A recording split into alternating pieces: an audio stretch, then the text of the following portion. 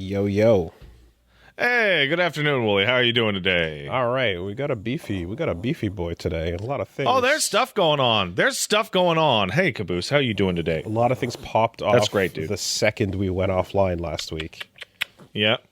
But before that, have you by any chance heard about?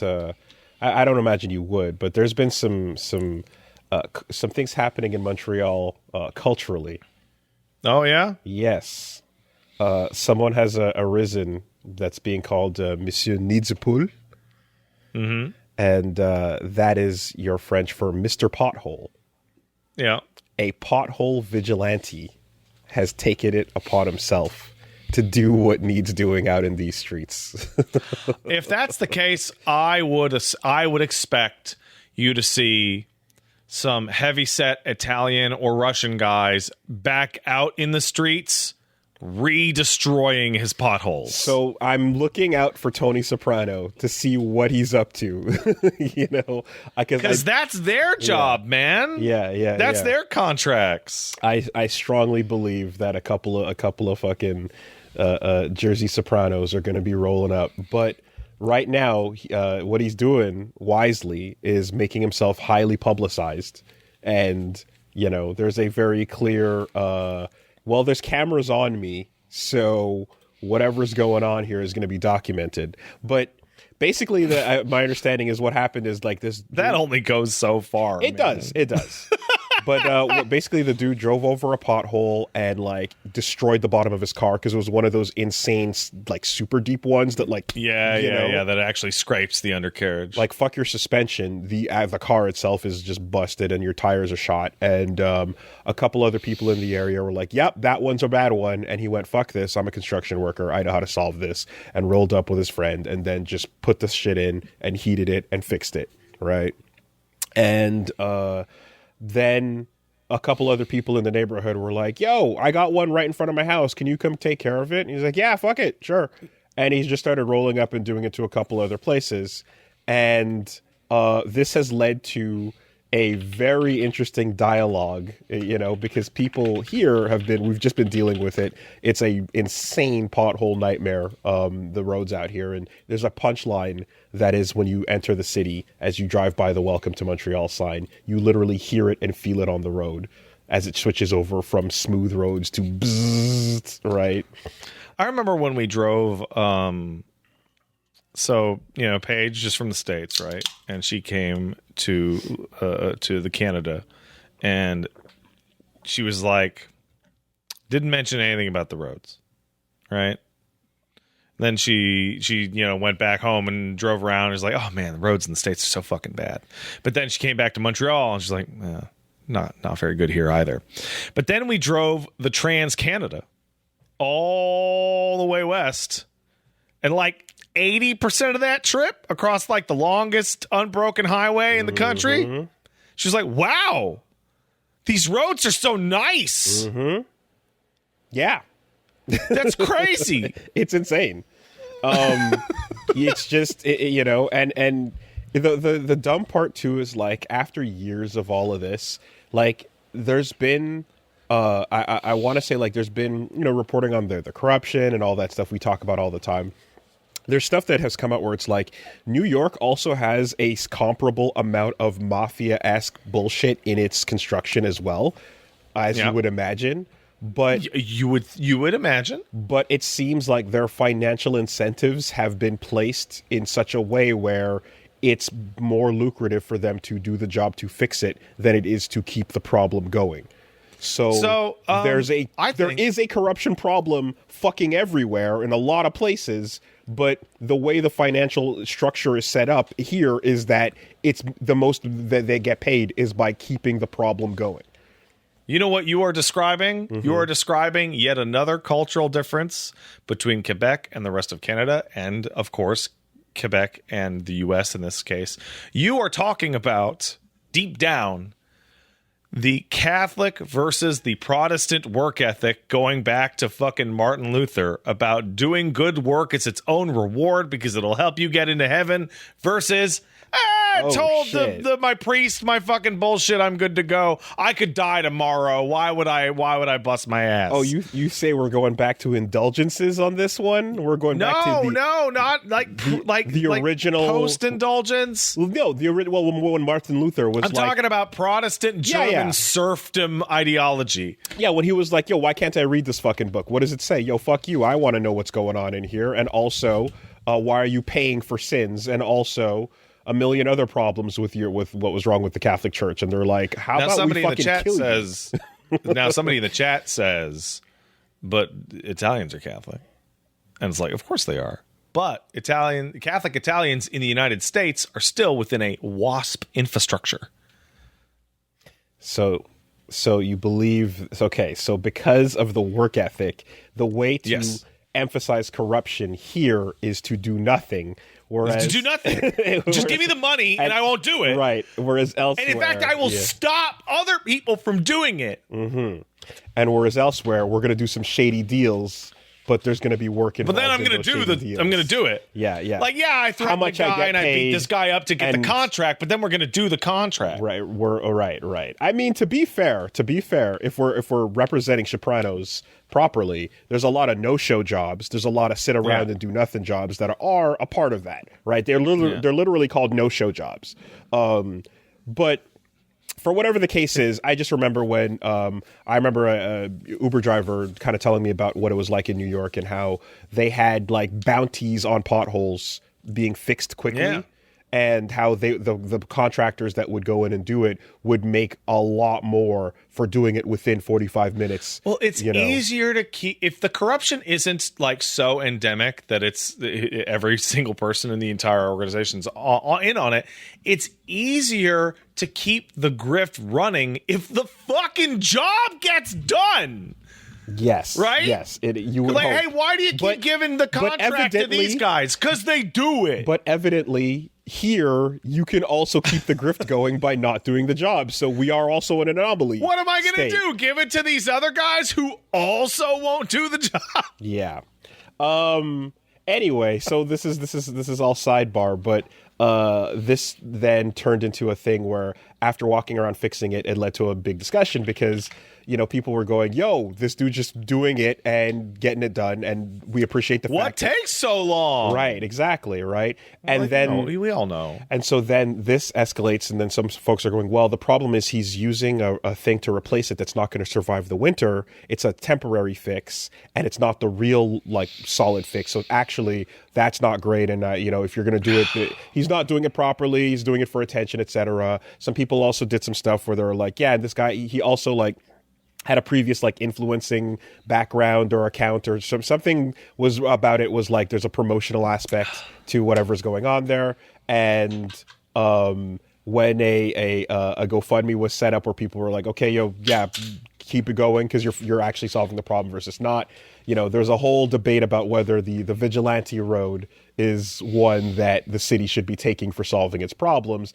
And ultimately, I don't think that's vigilantism. Well, that's not outside the bounds of the law. Well, I think ultimately the consensus I saw most people coming to was one where they're like, okay, so there's this influencer background or whatever. Yeah, whatever the attention version of this is, and he's setting up and filming it and so on and so forth. It's like, okay, but the hole being filled means your car's not getting fucked. Means he's providing free materials and free labor for the civic society for no direct payment. How is there any downside to this at all for the citizen? And like at one point there was like, because there's the Habs are in the middle of their playoff run and stuff, and there was like a big game going on, and so he set up in front of the Bell Center and people were going by going, hey, what's up? And it's like, oh, yeah. It's like, okay, it looks like he's kind of doing a promotional bit. And it's like, actually, there was a giant pothole right in front of the Bell Center that needed fixing. So he just picked that one on the day where the game was being played.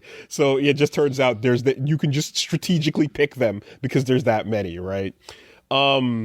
And then all this leads to the mayor replying to his Instagram posts directly, going, hey, Soraya is the mayor currently, and she's like, hey, so it's nice to see some Montrealers with initiative, but things need to be done in the right way. So could you stop? How about you stop? And everyone's like, fuck you. You know, eat shit. What are you doing? You're doing nothing. Eat fuck off, right? And then that leads to another round of like, so wait, hold on. Is the official response going to be because we don't know, because you're not doing it properly, / because this is not being done officially, the insurance of if anything goes wrong might fall on you, or if something goes bad. And so to fix that, we have to send workers to dig up your things and return them to pothole status instead of going out to fill out more. You know, is it going to be a remove progress from the situation? I made the joke at the very beginning, but what I would actually expect to happen is that since these were not done with permits and they were done by a private individual without supervision, they cannot be regulated to be safe for drivers within the city. So they will have to be all redone at cost. And actually, him filling these in has increased the cost to the taxpayer because you need extra people to dig it up and then redo the whole process. And see, that's why you shouldn't do anything. Just do That's nothing. why you should leave it to the professionals. Just don't do anything and just leave it because of alone. liability. Yep. It was kind of surreal because there are legit people that are out here doing the leave the corporation alone like fucking knife pose, you know, being like, no, undo these potholes and leave them as holes. The city will take care of it and everything is gonna be okay. And it's just like he's filming bits where like you see a pothole and then you see his head stick out of it and then he crawls out and like dusts himself off, and you're like, oh yeah, no, this is a fucking tunnel to Narnia, actually.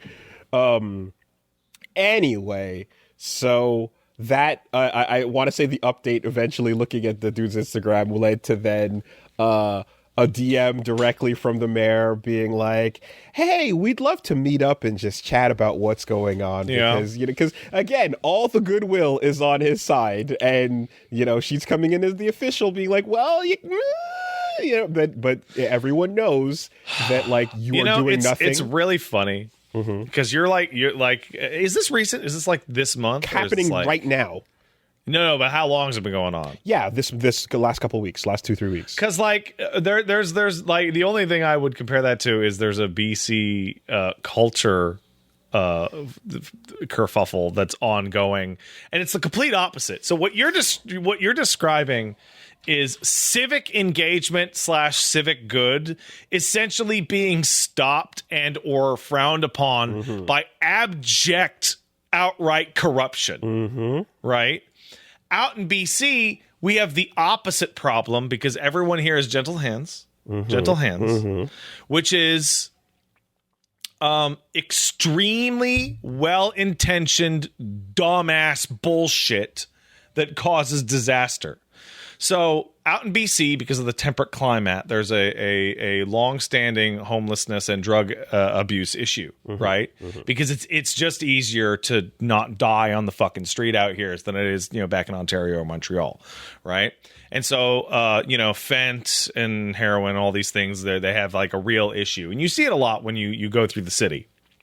And this leads to a lot of overdose deaths. It leads to a lot of unsafe practices, et cetera, right? So the BC government was like, okay, what are we going to do about this? We should help people. And the idea they came up with was called Safe Supply. Have you heard of Safe Supply? No, what is that? Safe Supply is, hey, you're addicted to fent. You're a full-on fenty leaner. What we're going to do is we don't want you dying of a dirty fent overdose. So you come in to the treatment center. Oh, yeah. And we will give you clean fent. Yeah, harm reduction. From the government. Harm reduction. Yeah. Right. Yeah. There's another term I've heard for that, yes. Right? Now, this is, I would say, clean injections maybe a good idea on paper until it came out that a significant amount of those people are taking their clean drugs and selling them so they can get more dirty drugs. Oh, methadone specifically. No. They're taking their like cleanly available, non-cut fent. Right, okay. Selling it to their drug dealer. Okay. To get more dirty cut fent. In volume. And so the process has actually created a third tier of person, which is people that are able to get like double the amount of bad drugs into their system as a result of safe supply. Okay. That feels like a failure of the system to ensure the usage on site. Which is the new rules as of January 1st of this year. Yeah, because... So before that, they would just hand it to you that's and insanity. let you leave. That's completely insane. What are you doing? That's completely insane. Especially if you're like trying to ensure the safety part of this, right? They can sell it to people in the line outside the treatment center. That's batshit. That's a complete failure of the structure of the system. Yeah. No. Harm reduction does work, and there's a million Scandinavian studies that show this stuff working, but you have to not be a moron You have to do it in how you properly set it up. That's crazy. Good intentions aren't enough. You also have to have a brain in your head. Wow. Yeah. Well, in terms of like how this shit proceeds, though, it is interesting because like the pressure was then on the mayor to like, well, what are you gonna do, right? Clearly, while you're talking and posting and making these like dodges, and while again you're posting with Tony Soprano knocking on your door, everyone is trying to figure out like, and how do we deal with the problem of day-to-day life? And are you going to propose then that we fucking stop and roll backwards and just deal with the potholes while you do nothing? In the end, after these posts and like things like, oh yeah, hey, let's talk or whatever, I think they then disinvited him from the meeting and went like, no, never mind, they canceled that or something. And she came out and proposed a thing where she went, okay, well, how about we run a big contest, and it'll be an event where we can create these pothole filling machines and repair the ones that are not working, and the design will be something that everyone in the city What are you trying to fucking automate people out of jobs? And everyone in the city can invest in one of these designs, and we can have two teams, and one team can be run by this guy who's the Pothole Vigilante, and the other team can be another company, and we can have this big thing, and we can film it, and it can be like a documentary about how we're gonna, and it's just like you're just hearing the words as I'm saying, like, oh, yes, of course. The way we're going to fix the pothole problem is instead of fixing the pothole, we're going to create a documentary that we can then sell to Netflix that also asks the city to invest more money into designing new machines to solve this problem and to and hey, maybe even AI can be involved in generating some new machine you can tech. do to actually not. Hey, you know what we need to do, Wooly? You know what we should do? Before we actually build this or fix any of these, we need to do an impact study over a cross-section of the population over the next 5 years to see if fixing the potholes would actually help.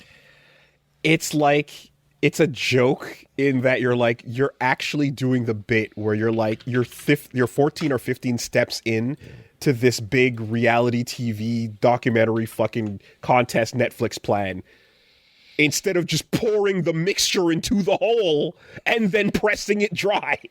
It's crazy, And then, yeah, we've already discussed this in the past, but people have grown their flowers out of the potholes to show you how long it's taken. And then a dude who came up with a previous mixture that was self-drying and doable by amateur people, basically had his experiments destroyed and his life threatened when he came up with something that was too good at fixing them. So he got the fuck out of Dodge and left, But the idea that that's why I'm like, with this guy, it's like, I believe that people are brazen enough to threaten when the money is getting fucked with. But right now it's high profile enough that Yeah, I don't know that they would get away with it without being some repercussions, right? So here's the thing. It's high profile enough right now. Right now, yes. Yeah. That's currently the case. Anyway, I think, people kind of looked at it. And also, accidents happen, man. I mean, it's like, I think tragic accidents occur. Yeah. It's fucked, but I believe that, like, in terms of just what you end up with in reality, a situation where there is a fucking corrupt mafia that you can barely do anything about, but they're incentivized to do the fucking work is objectively a better one than one where they don't. Yeah, it's much better. And like, hey, you know how there's mob fronts that are restaurants? Yeah. A good mob front restaurant has good fucking food at reasonable prices. Hopefully so. Because you have to portray a successful restaurant that has lots of income, and that just works out for everybody. And so, I was watching, like, because in New York, the whole, like, Zoran thing where he's going around doing potholes, like, constantly and everything. It's like, yeah, there's a level of this where you're cutting past the red tape and bullshit. And this Pothole Vigilante is... he's doing about 3 a day, I think he's been saying or so. Well, that's pretty good for a guy who's also working full-time. Not bad, yeah. And I think he even inspired like a second construction team to start going around doing potholes in their area too. So, not all heroes wear capes. And whatever the incentive or whatever the bit, and even if this was for some sort of influencer purposes, who cares? The holes are filled, people are driving over them. Fuck off. I think that, a pothole Robin has appeared. Exactly. Pothole Robin. I think one of the most reasonable things I saw from this too was like, essentially just a take of going like, the mayor is obviously in a situation where you can't like, you can't look the other way completely because people are going, this should be your job. What the fuck are you doing? Right? So you're clearly on blast. And you've also got, as I mentioned, Tony at your door, maybe even hand on your shoulder as you're typing out your tweets. So, like, the best thing you could probably do in that situation is go, hey, we appreciate that citizens are, that take it upon themselves to clean up the city or whatever. That's nice. And just maybe just give a reminder that any damages that occur to other people's vehicles or anything that happens would fall on you, or if you are if there's anything that happens as a result of this, you are responsible, right? That's a reasonable thing to say while ultimately going, I have an idea. Mm-hmm. I have an idea. Mm-hmm. Safe supply for fixing potholes. Go on. Fix a pothole. So do a class. Fix a pothole. Get a hit. Oh, fuck. And you have to do it on the site. You fix the pothole, they jab you right there. Right there. You you get a hit right on the spot. Those streets will be fixed tomorrow. Man, yeah, okay. Unless motherfuckers start, like, jackhammering in the middle of the night to create more potholes to then fix. Oh, no, they would totally do that. The streets will be fixed overnight. Okay. And then by Friday, got it. Swiss cheese. Hit for watching the streets to make sure no new potholes.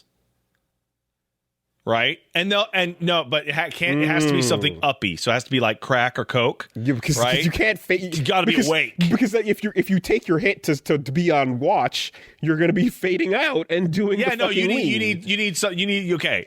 So crack for watchers, right? Get a bunch of fiends out there just like, don't fuck with the streets. Uppers for the watchers. And then during the day, it's downers for work. Downers for the workers. Yeah. Only afterwards. Okay. Yeah. Crack watch. Crack overwatch. Yeah. I see. Clean, though. The cleanest. Clean hits. Yeah. It's the best stuff you can get in town for doing work for the government. Did I just recreate Brave New World? I think you solved all of society's problems via proper incentive structure. I just accidentally recreated the second most famous dystopian novel of all time. That's pretty good. Yeah, well, Hey, those roads will be smooth drives. trains will run on time too. Yep. The only bumps you'll feel are rolling over the occasional junkie that fucking passes out. You know, the cost of labor. When you go boom, boom, boom, boom, boom, Spillage. boom. It's called spillage. Yeah. No, it's called churn. That's churn. Oh my god. All right. Well, anyway, You know who else is on a bunch of drugs right now? Someone in my household is high as a fucking kite right now. great. That's Elmo the cat. Solid transition. Elmo the cat's high as fuck. It's going down. So first of all, I'm going to start the story with Elmo the cat, who is 17 and a half now, is completely fine. 100% completely fine. Okay. But the other day, Paige was playing with the cat, and she was, booping him, right? And she touched one of his, cats have those big canines, right? And she touched it, and it went like, bleh. And we were like, oh, that's not. Nah, man. That's not supposed to do that. Okay. Right? So, phone call. Elmo is going to Emergency. fix the roads. Yeah, Elmo's going to fix the roads. He's old, but he can do it because he's high. Thank you, Paige. So, phone call, emergency vet, minor surgery. Turns out Elmo, being the old-ass bitch that he is, had a big-ass rotted tooth that was just about ready to fall out. And here it is. Oh, you get to keep it. Yeah, they let us keep it. That's fun. Well, you can even see the hole in it where it just rotted the fuck out. How's it smell? I don't know. We've never opened this. His breath smells better now, though. Okay. So, you could. That was some of it that was gross. Because rotted tooth smell is like that. Yeah, it's not good. Right. So we're gonna give him some updates, and he might have to get more teeth taken out because he's an old ass fucking cat. But he's doing well. Okay. And I'm having the wonderful experience of giving a cat topical painkillers with a pipette and 3 times a day, and two big ass pills of antibiotics a day. After the fucking cat just had mouth surgery, so I'm having a minor battle about every 8 hours. Is the first one the one that gets him high though? Because the others are probably easy. It's after topical. That. Oh, okay. Right, Okay. so it numbs his mouth a little bit. Okay. It doesn't really stop him from fighting me from jamming pills down his throat. Okay. So a normal cat, you could hide it in a treat. Not this weirdo. Well, silver lining, the one fang look is cute. You look like one of them. Yeah, he's now lost anime kids. 3 of the 4 big cat fangs. He's down to 1. He's like the little sister in the anime. Yeah, exactly. But he's actually an old ass man. Okay.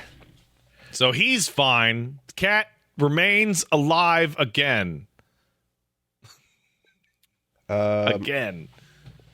Someone just asked why my camera was out of focus, and that was because I was doing a focus shift on the lens to film a jar that was blurry. Oh yeah, the jar bit. Yeah, coming into focus. So hey, speaking of pet superstars, hope Boost got his fill there. Oh, he did. He did. He did a great job. He really just slurped on your legs.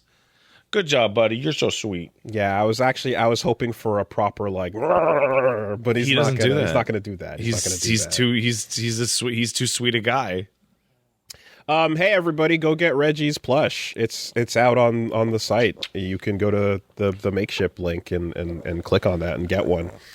And it's comes with the little TU1 arcade stick. And then when you can come on it, you can put it wherever you want to, as Min threatened to do. If you haven't seen the ad that's out, but just a reminder that that's going on for literally 1 month. It is available. And if I did this yesterday, but I'll just do it again today. I'll pull back the curtain a bit. The way these things are set up is they kind of are like, it's going to say you have like 20 days or 3 weeks or whatever. It's not. There's going to be another week at the end. It's a stupid automated, like, whatever thing to be like, artificial FOMO. But you got to get it in 30 days. That's the deal. So, listen, is the Reggie plush battle pass going to come back at a later date? if it sells enough, then yes. If it actually does well enough, there is a chance that the battle pass comes back. So that is real. Yeah. Anyway, this week, a couple other things going on. I took a second to pop in.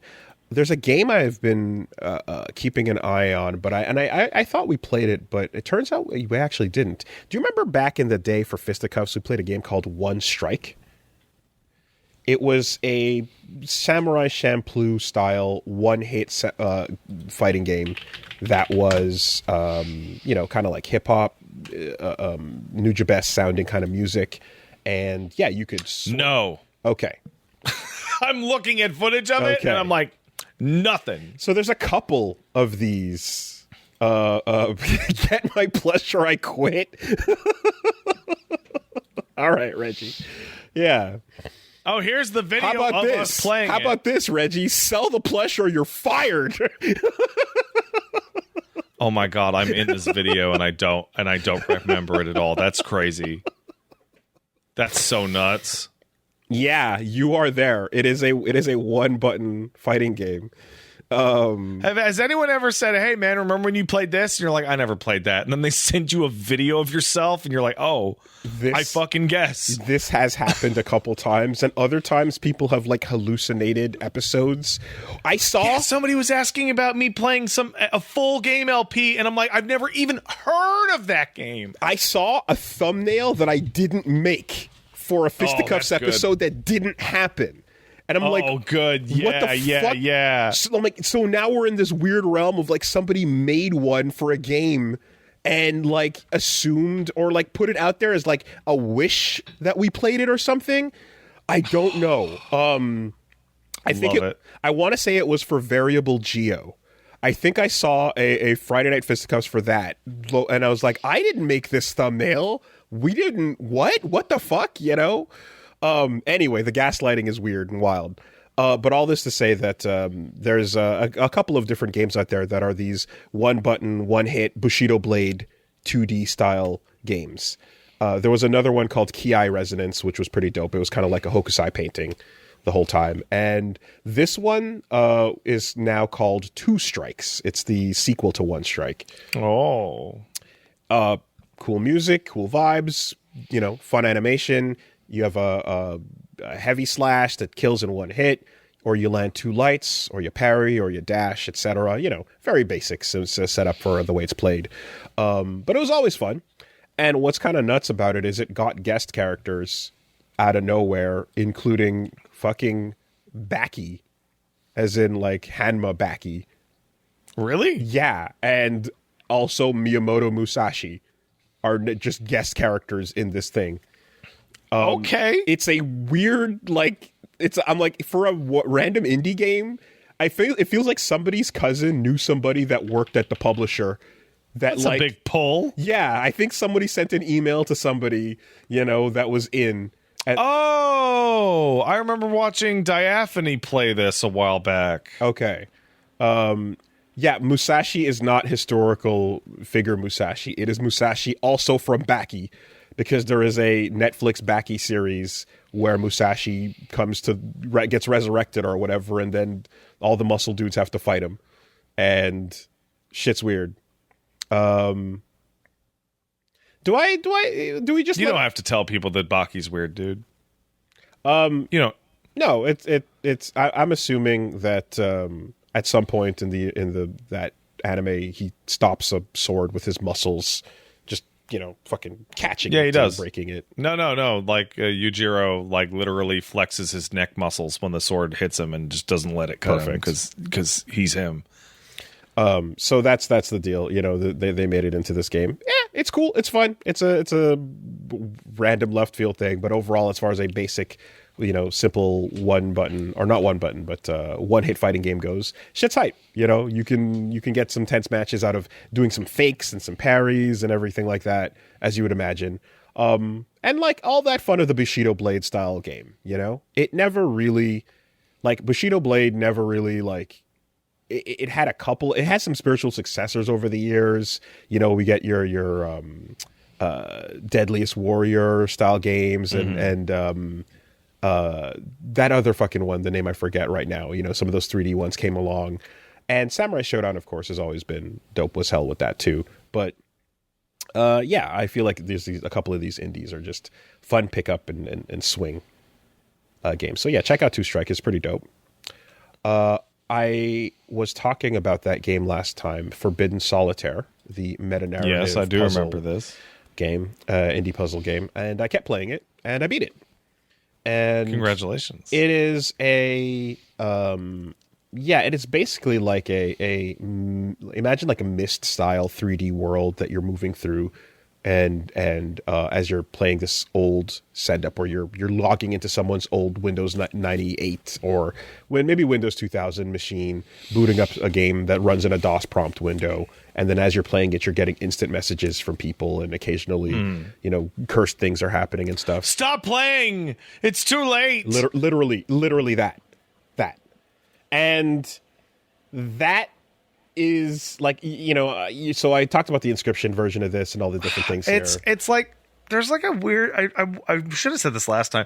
There's a weird like hipster-ish anti-formula occurring where the desire to be different manifests itself in the same way multiple times in a row.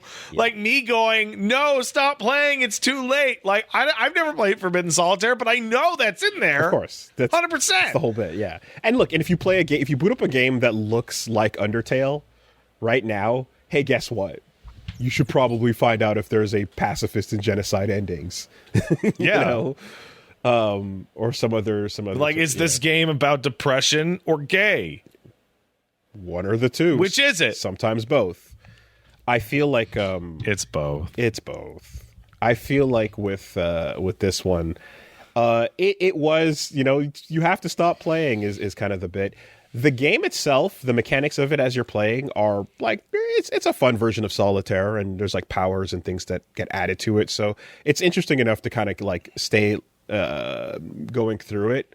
But ultimately, I guess there is like the twists, quote unquote, are what you think they are, and there's nothing else to it. It's like you just go through it and it's haunted, and that's you know what I mean? Like it's just a very like layer one version of that, and it doesn't have to be subverting expectations or anything like that either. I mean, it's fine to I actually have an issue with you saying it doesn't have to be about subverting expectations, because this is a genre about subverting expectations, unless what you are saying is that it doesn't have to subvert expectations in the way that it subverts expectations. That is what I'm saying. The second one. Okay, it doesn't have to do it. It doesn't have to do it in the way that it does it, right? It can subvert expectations in the normal way. It can. And also, if the game itself is just fun to play cards with, then you don't even need to do any of that. Like, you can Balatro yourself from one level to the next. In this case, there's other things happening narratively that, there's like solitaire fights, and then there's like progression battles, and you get powers, and there's interesting creepy things going on where as you get power-ups that are like these gems, but every time you get a gem, you see like your left hand, and you jam the gem violently into your hand, and it has to like imagine an Infinity Gauntlet, but there's no gauntlet, but you still have to put the stones. It's just in. you. Yeah, you're right. And eventually you start running out of space on your hand, so you have to like start replacing digits and get it into your fucking fingers and nails and you know. So it's proper like, you know, creepy with that. But overall, like, you know, you just have it's pretty much what it says on the box, and your expectations are they land exactly where you would. A couple of good computer gags happen. How do you feel about when you see live action bits get introduced? I love in it. Games. Yeah, I love it. I am a big Command and Conquer fan from way back in the day. Yeah, Command and Red Alert. Like, no, like that's like I fucking love a good ass fucking live action FMV. Okay. The shittier it is, the better. By the way, this is what I was gonna say: is that what it does to me is it categorizes what you're playing in a like, okay, this is bad, good, deliberately like gonna be silly. It stops you from like Resident Evil 1, man. Like, look at that awesome shit. And I think too, it kind of like you're not going to engage with it that seriously as or afterwards, right? There's a level of seeing the live action that kind of puts it in a silly space. The closest exception I can think of is like Senua's Sacrifice had some live action in it and still managed to be a pretty good game. And like the live action. Oh, I want camp, man. I want camp. So if the live action's not being played for camp, right? Then get out. Yeah, I think you can't introduce like a real person acting in a thing and have it be taken seriously. It's difficult. It's not impossible, but it's because very hard to you're do. using a fundamentally different medium, and so like some Inviso guy and Simsy Fart point out Alan Wake has live action bits. Right. And guess what? Alan Wake is kind of goofy, even when it's being very serious, because Alan's not a very good writer. So it works. Okay. It's filtered to shit too with the smoking thing. Or rather, I'm thinking of the Control live action bit. But when you see, like, for example, like some of the live action that starts up in Inscription, there's a moment where you kind of you see the actor at the door with the shades. Yeah, and I you're remember like, what you're talking. And you're like, okay, we're just this is a film. This is a high school film project. Yeah. Like this is a YouTube movie. You know, you immediately see the quality of what's being filmed. You immediately see the quality of the acting, and you start judging a million things that you were not judging about the game before this, right? Where I'm at is that I've been struggling as we've been talking about, like, what's my adequate range of camp / production that I want in my live action inclusion of a video game.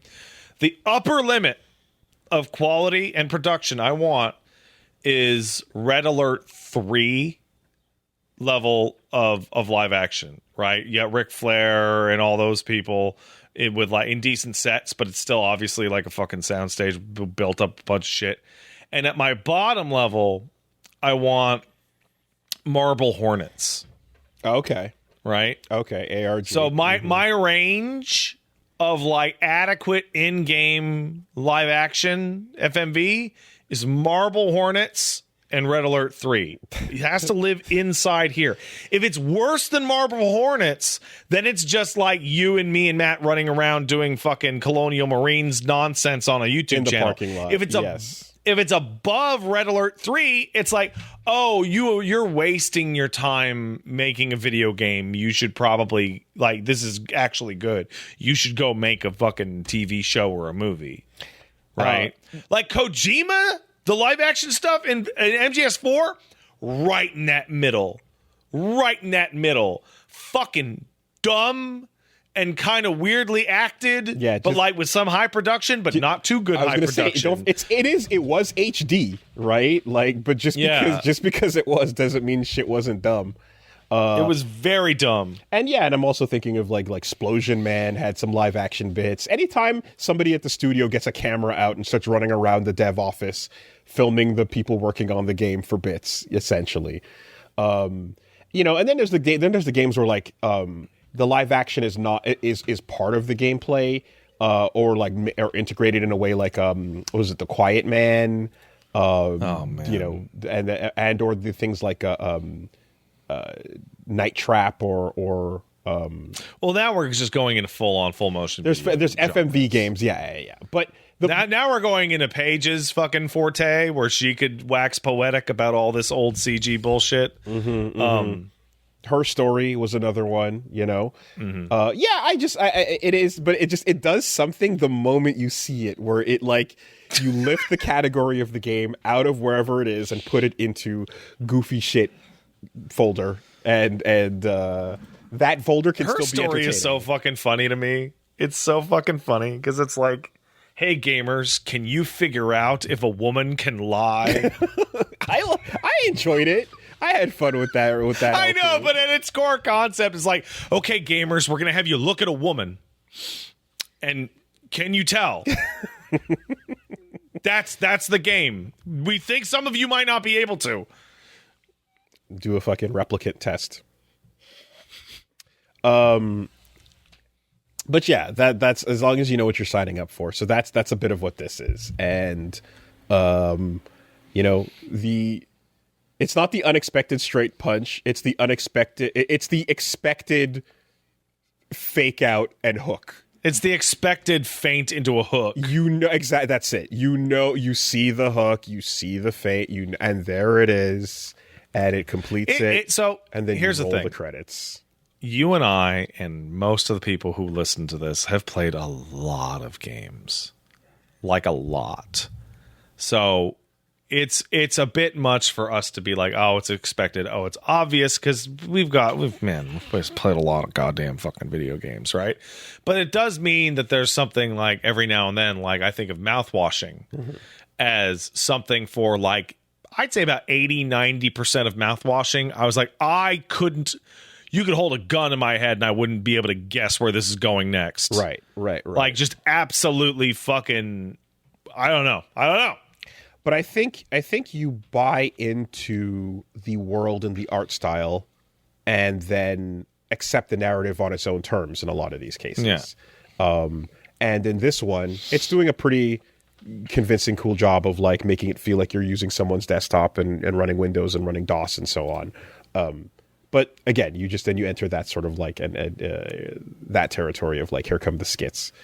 But shit. And then of course, now I'd be remiss if I didn't mention, which is the new genre of Chinese FMV Choose Your Own Adventure, featuring stuff like Road to Empress and Death to Gold Diggers. Wait, those are FMV games?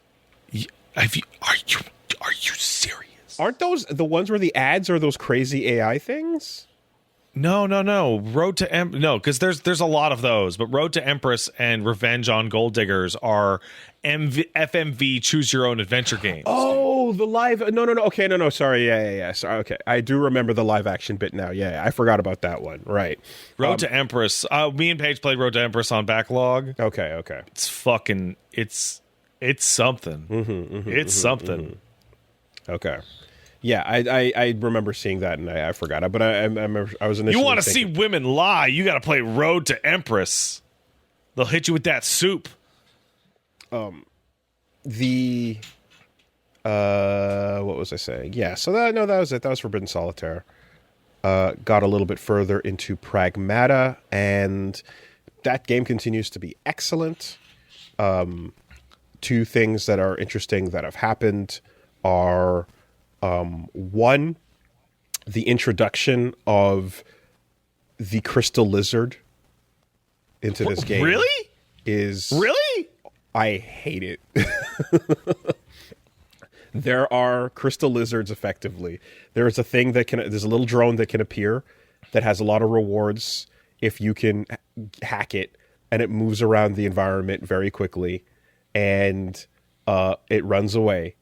And if you can't track it down or hack it or like handle it while the threats are all around you or whatever, it eventually goes away and disappears. You know, like an RPG when you run into like a gold slime. Yeah.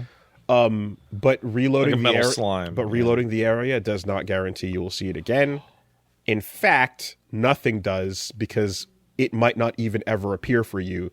It appears to be entirely RNG based. Oh, that's awesome, actually. I hate that. I really don't like that.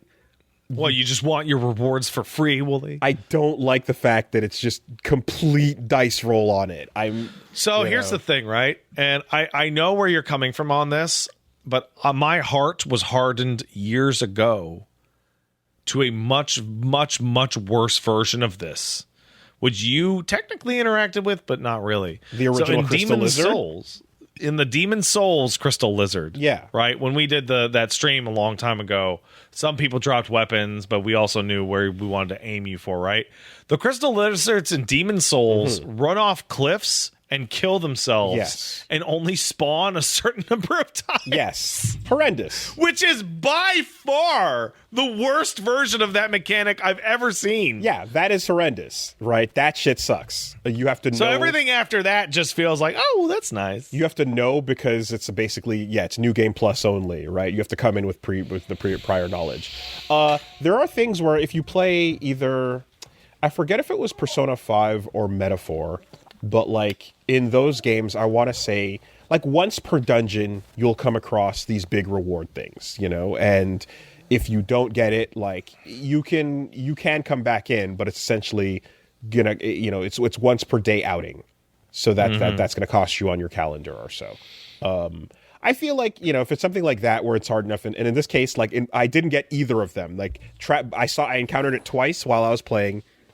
And the second one was while in the middle of some insane environmental bullshit on the map, and I missed it, reloaded it, and it was gone. And it's just like you don't know if it's ever going to come back, and even after you get it, you still don't know, when or how you're going to see it. And I'm like,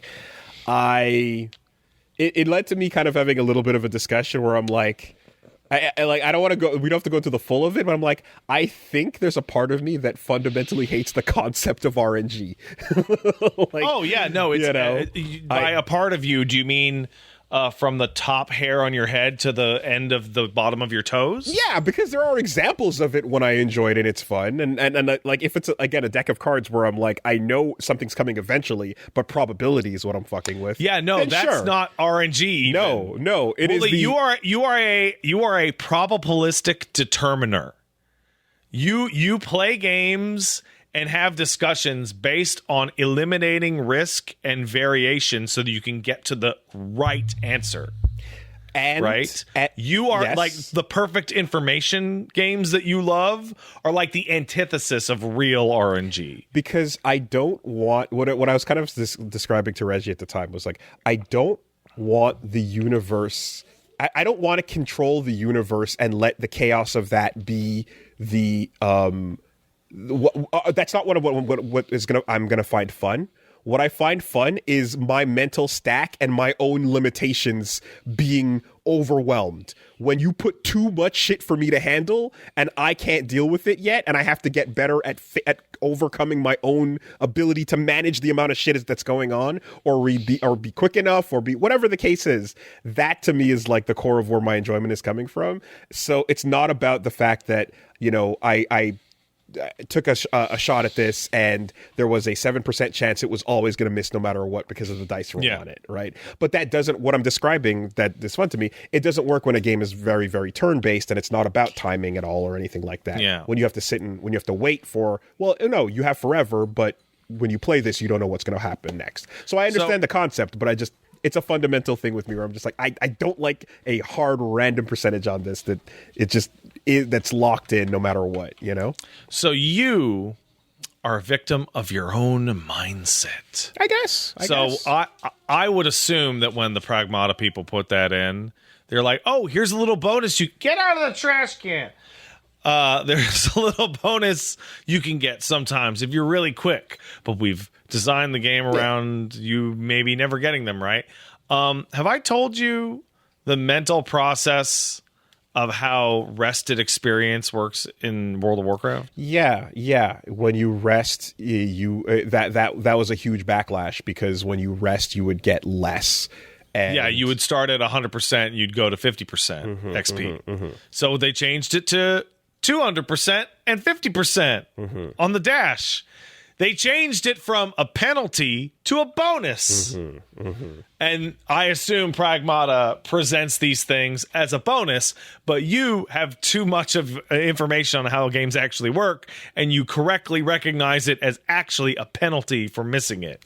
And the thing, and like the rewards of you know what you're not going to get access to there are potential, are better weapons, better skills, better things to improve your build faster and get the things you want to enjoy doing more with your character. And and again, it's like it's hardly a huge deal. It's just I know my reward structures, and what I find fun are like, I have all the tools in front of me, I just can't fucking use them fast enough because my brain is like, right? It's like you're that feeling of trying to overcome that and like coming back in to assess is enough of a challenge that like something just happening to be red or green underneath when I flip it over. Is the ball under the cup? I'm like, that I don't need that.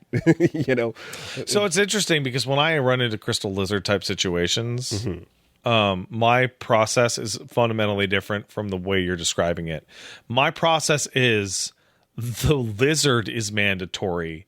Surviving the encounter is not. So I will see the lizard or whatever equivalent and go, oh, I gotta get that. Okay. And that becomes the number one priority. Yes. So I get it every time. And then actually surviving the encounter that's Now's problem. Yes. Because also if you died before the lizard died, you were fine. Right? Yes. If you died before the lizard dropped off and killed itself, it didn't count as a death for the lizard. Yeah. Yes. So exactly. So there is that makes perfect sense because now your death is the disposable thing 100 because the priority is the thing that will never be received again. Yeah. I never want that to be the case. I never want there to be a permanent like fucking one shot eat shit. You know. But this is a unhealthy medium I think we've landed on. With the crystal lizard. Yeah, probably. And like I said, there already are illusory walls that popped up in one session, and I went. I saw that in my sponsored section, and I was like, oh boy, fucking illusory walls. Here we go. Yeah. Anyway, I'm not opposed to the idea, but like if you can scan them or get a little bit of something going, then fine. Let it be observation based. And then the second thing is, and you know what, and I will say too, that like there will always be a part of me that is, Let's Playing has definitely warped this a bit more, so this is not like the average person's experience. I would say. Well, no, the idea that like I like to be able to do as much as I can in my first run. Yes, but I like doing this even when I'm not on camera, right? Because and this is part of me being not much of a replayer. This is me being like, I want to get a really good experience out of playing this game, and then kind of lock that into place. Yeah, and this is what that game was exactly, and as we play a lot of them, there's a lot of games I'm never going to play again for sure. You're right. If like it's not even me not being a replayer. There's a lot of games where I'm like, yeah, I enjoyed it, but it was fine. I'm not going to go back to it. So getting that full experience out of it, getting the full meal and tasting all the things that it had going, so you can like talk about like, oh yeah, well there was this cool little side bit over here, or this extra bit over there, this boss that was fun. That all of that gives you a really good understanding of what the experience was when you walk away from it, instead of like the trimmed fat version or yeah, something. No, there's one game I can think of that I did this with, and pretty much only the one, which is when I went through Silent Hill F, and I got everything. I did everything. I did it all. And I have the title screen on the post-game title screen for getting the final ending. And I'm like, man, I am never going to touch that fucking game again. After going through it 4.5 times in a row to see everything. Never. Even in Elden Ring's case, it's like, except for the places where the game forces you to pick its choices. Like, I definitely tried to get a nice bloated, not scraping, but bloated single shot run out of this, one and done. But the other thing that was, interesting is a gun that gets introduced called the Code Launcher. And it is simply a gun that shoots a wave out, and that adds more hacking nodes to the grid. Oh, weird. It replaces your other, like, you know, power-ups or whatever, and it just puts more damage nodes on the grid. Huh. So you can imagine, just let your brain take you where that goes as a potential way to play the game, as a possibility. And I'm like, okay, that's an option. Interesting. Mm-hmm. And it goes on your right side item slot, so it doesn't get in the way of your damage-dealing weapons. Good. Sick. Super duper interesting mechanical introduction. You've got a tool to shrink the hacking grid, and you've got a tool to fill it with more damage nodes. Pick which one you want. Interesting. Yeah, so that's pretty much it. We are going to be continuing. So tomorrow, more Phoenix Wright, unless something goes horribly wrong, which it might. I might be busy, but I believe if I'm not, then we're going to continue with Turnabout Big Top. Oh, that's the one right there. We are there. We're doing That's it. the one. And you're at the fucking peak of Phoenix, right now. So everyone says, and we're starting to see. And there's a level of it where I'm like, okay, I can't even linger on the point here. You just go, yep, this game is from this year. Moving on. Because what are you supposed to say? You know, like, I don't know. We'll see where this goes and how much it matters. But we've already hit fucking Mia popping up where she shouldn't be popping up. So don't know what else to say there. Is it going to be uncomfortable? Probably, but I don't know how far this case is gonna go. So there's this case is gonna have. There's a couple bits of this case that I'm very much looking forward to checking out myself. Okay. Yeah, but this energy around it is very, very palpable, and I don't know, man. I gotta say, like, it feels nervous every time I meet a new character or just proceeded further into it. I'm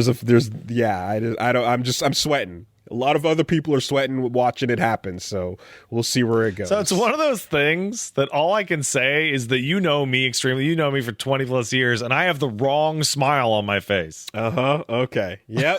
Yep. Like, I just looked at myself in the fucking preview window. I'm like, oh, that's the wrong smile for what you're looking for. Well, I look, I'm having fun with the voice acting at the very least. New goofy characters to play as. So that'll continue.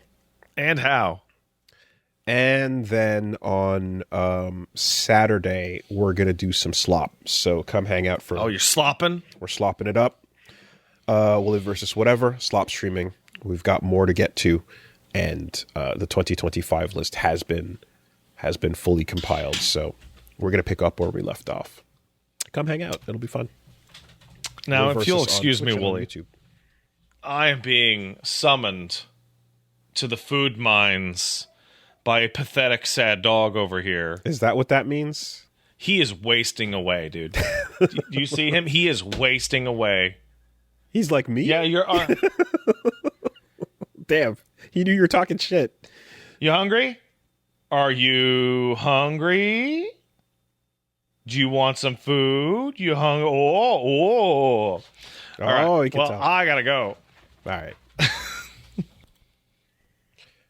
Let's take a quick word from our sponsors, whom we love very much.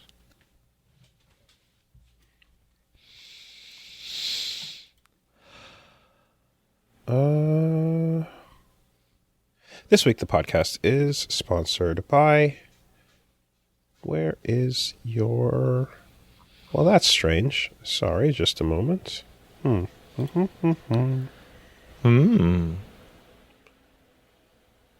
Weird. Okay, sorry. Something's missing from where it's supposed to be. Give me a second to go get it.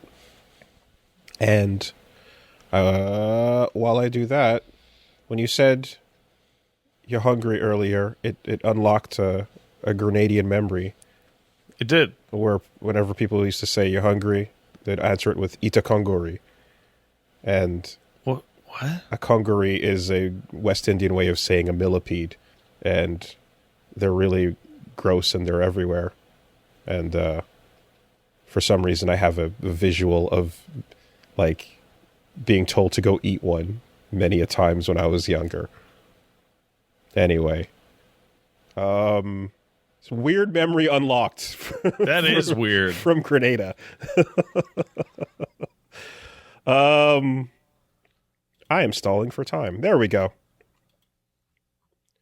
Well, if you need to, you can just go back to the be right back screen. Nope. I confused everybody with a tidbit, and it was just long enough to let them know that the podcast is sponsored by Rocket Money. Oh, hey, Rocket Money. How you doing?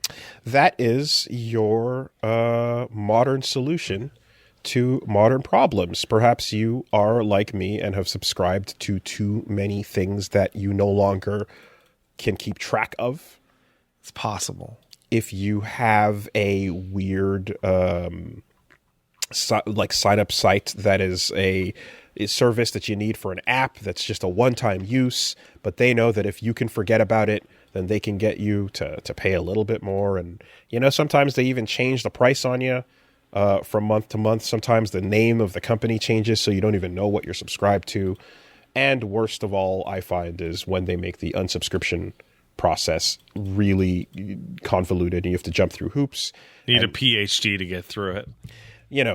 Getting an email that opens a temporary link in a thing that in a website that you have minutes to go and click on, and you have to do that from an app, and it's back and forth and nonsense because they just want you to give up. So, Rocket Money makes it really easy to just unsubscribe from any subscriptions you've forgotten about.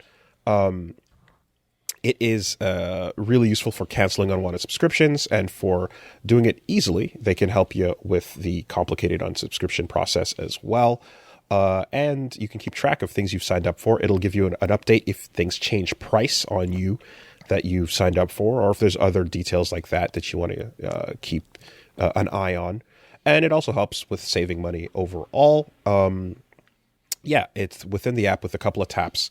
They've saved users over $880 million in canceled subscriptions. So that is super useful. It's also helpful for setting your budgets and goals, getting personalized insights, and getting real-time alerts for things going on with your account. People who upgrade, or rather users who create a financial goal with Rocket Money, save over $70 on average within the first 30 days. Pretty useful stuff. So in particular, I am I feel like I've had one recently where there was an app where I lost. I had like a Fitbit, and I had to find it. And like when you lose your Fitbit, it's like a really annoying process for tracking it down. And there's an app that lets you find it, but that app was like, "Hey, there's a weekly charge for using this app." And it was just like, man, can you just not? Can you just not? So you do the thing once, and then afterwards it's like, hey, I hope you forget about me, and exactly that type of like annoying to deal with a process on the back end of it. So, get that stuff out of your life and handle it in a really simple way. Rocket Money is a personal finance app that helps you find and cancel unwanted subscriptions, monitors your spending, and help you lower your bills so you can grow your savings. Let Rocket Money help you reach your financial goals faster. Join at rocketmoney.com/superbeast. That's rocketmoney.com/superbeast. ROCKETMONEY.com/superbeast. Thank you, Rocket Money. Thanks, Rocket Money. This podcast is also sponsored by Shopify.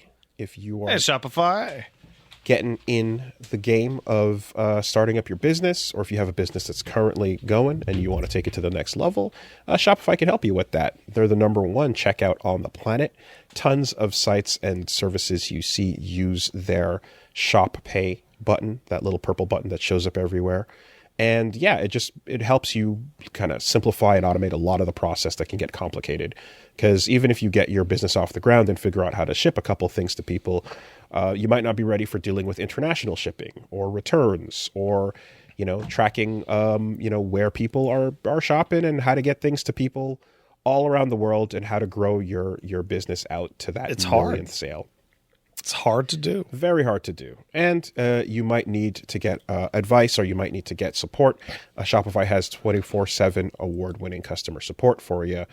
And they've got templates set up for you to also create a shop that best suits your brand, and it can help you out on the back end with just a lot of the simple things that make a difference, like reaching out on social media campaigns, for example. So check them out. Get your business off the ground. Turn your what ifs into cash with Shopify today. Sign up for your $1 per month trial at shopify.com/superbeast. That's shopify.com/superbeast. shopify.com/superbeast. Thanks, Shopify.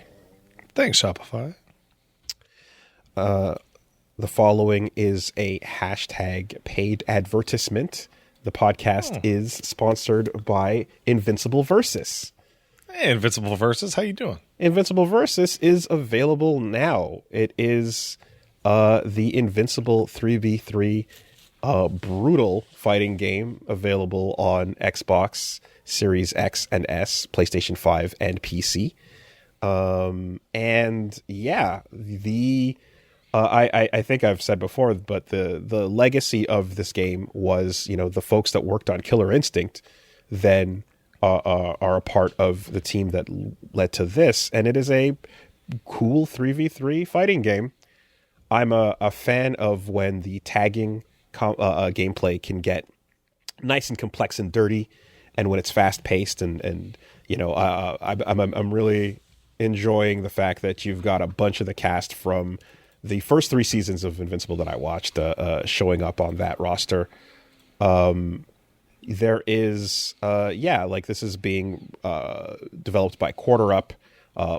It's definitely made up of some folks that are big fans of the FGC and are, aware of how to get competitive fighting games off the ground and running. So be sure to check it out.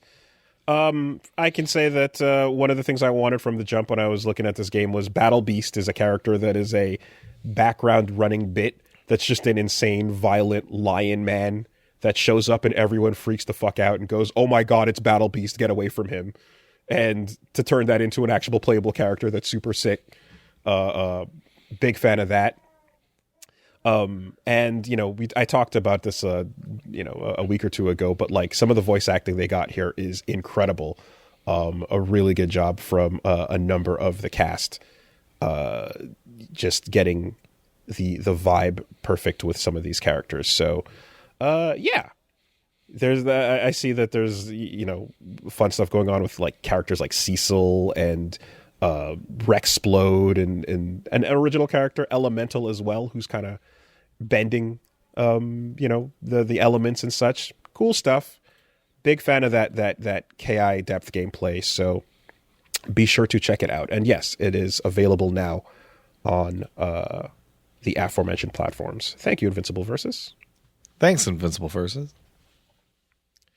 Last but not least, the podcast is sponsored by Ridge Wallet. Ooh. Oh, I don't have it on me. Okay. But I got my Ridge Wallet in the mail just last week. Yeah. I love it. You know what it also taught me? Mm-hmm. How much nonsense I am carrying around in my old wallet that I'm like, I pulled out like a card somebody gave me like 2 years ago. And I'm like, I don't even know what this is. There's a lot of junk you keep on your person that you don't need to. And it's a lot. The Ridge Wallet it's sleek. Yeah, I got mine over here. It is a good excuse to go through your stuff and realize, why am I carrying this around? What is the point of this? How do I trim it down to the things I need? I need cards and a little bit of cash, and that's it. That's it. And then your keys, little form-fitting thing. If you want to have, something else that goes on, it's got a little cash clip for it. It's got the ability to get whatchamacallit, I forgot the little Apple tracker thing for if you lose it. I forgot what they're called. But, the air tag. AirTag. It's got one of those. You've got a clip on for that if you want one of those, if you happen to misplace it or so. But overall, it is just a sleek, simple design. And You've got your RFID blocking tech on it as well. And yeah, you want to hold up to 12 cards in there plus cash and keep it so that it doesn't hurt your pants when you tuck it in, or you don't want to tuck it into your back pocket and mess up your spine. You know, all kinds of people that sat on their wallet for years just like having horrible I don't spine understand issues. wallet sitters. I got to be honest. It's I never crazy. understood those people. It's terrible. Don't do that. You know, get the crusty leather brick out of your life. And yeah, it's also the kind of perfect thing for like a Father's Day gift or so. If you want to give someone the opportunity to reflect on how much junk they're carrying and slim it down. Not to mention with all the different designs as well, over 50 plus colors and such to pick from. I picked my big Weeaboo Kintsugi one that shows you the golden cracks sure did, buddy. that are coming back together because, you know, I may have fallen and I may be flawed, but when I highlight those mistakes, whatever. Oh, it's funny because I picked the burnt titanium one because it looks like metal, and I think metal is cool. Metal is cool. Metal is cool. But you know, the cracked golden thing on the thing looks cool too. I like marble looking patterns, and basically Kintsugi looks like marble, except what if the highlight was in gold? You know? Yeah. But the philosophy though, and your ikigai. You know, they pay people to go on speaking tours at companies and get into all that stuff. I do. Yeah, it's like you take a trip to fucking Akihau once, and you come back and start getting paid by business firms to just spout Wikipedia articles at them. Anyways, that's not the point of this. The point of this is you want to get yourself a Ridge wallet, and they have a tracker card as well if you want to make sure you don't lose anything. So yeah, you got a 99-day risk-free trial, lifetime warranty on all their products too, plus free shipping. So for a limited time, Ridge is running a huge Father's Day sale where you can get up to 40% off their best gear. Just head to ridge.com/superbeast and don't miss out on one of the biggest discounts all year. That's ridge.com/superbeast for up to 40% off after you purchase. They'll ask where you heard about them. Support the show. Tell them we sent you. Thank you very much, Ridge. Thanks, Ridge. All right. Shall we get into the many things? Yes. So Elmo is great and alive. That's number one. Good job, Elmo. Once again. Okay. Speaking of animals that are great and alive, seems like Fox McCloud is doing good too. Oh, can I talk about my week? I'm sorry. I'm so used to jumping into the news after the break that was automatic. No, it's okay. We don't have to. It's fine. We may not. It's okay. That was pure reflex. What happened? In all honesty, there's not all that much. I've been playing more Kingdom Hearts. Hey, guess what? That game's universally excellent. It's incredible. Yeah, I guess 2 is that much longer than the first one because I noticed it's still going. I'm not banging out like 12.5-hour sessions like I did for 1 and Chain of Memories. Okay, that would explain because Kingdom Hearts 2 is significantly bigger, but also I don't feel that I want to take as long as I possibly can to play it and just do everything I can because it's the best one. Because it's never going to be this good again. It's never going to be this good. It'll be pretty good, but it'll never be this good. Mm-hmm. Right?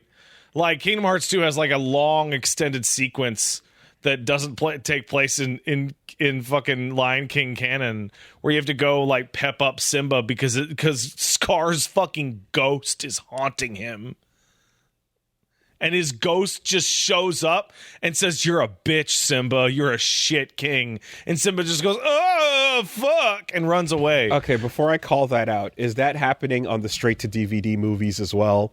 No, it's not. Because I know that there's a bunch new of crazy shit that happens in Lion King 2 and 3. Yeah, no, like the second straight to DVD movie for Lion King has like Scar's kids. Yeah, is, like, Scar's the focus. son. Mm-hmm. Yeah, but no, this is like straight up Scar's ghost is like, "You suck, Simba," and then Simba just goes, "I suck." But can't Mufasa's ghost fuck him into up? confidence. But isn't Mufasa's ghost also right there to fuck up Scar's Mufasa's ghost is out of here. They ran out of voice clips to substitute from the movies. God damn it. Because like when you meet Mufasa in Kingdom Hearts, you're like, wow, you really are saying the same things from the movie, just cut up in a novel way, almost like all of your dialogue was spliced together from like the lines in the movies. Well, that's a silly thing to do. James Earl Jones is clearly okay with AI using his voice. Yeah, but this was 2005? It was. Long ago. Playing these retro-ass PS2 games. But yeah, no, Kingdom Hearts is fucking incredible. I'm also got back to streaming 14 regularly, which has been a blast. I played the FF11. So they have a raid series, which is FF11 based, which is like basically, hey guys, do you remember FF11? And it ends with the funniest ad I've ever seen for anything. So the Nier raids don't end with, hey, you should play Nier Automata, right? The Garou crossover didn't end with, you should watch Garou. But the FF11 crossover ends with a fairly long conversation with all the characters you met during this sequence of events going, are we ever going to meet again after you go back to Vana'diel? I don't know. Maybe you'll figure out some way to meet us in Vana'diel, and then we can go on adventures there somehow.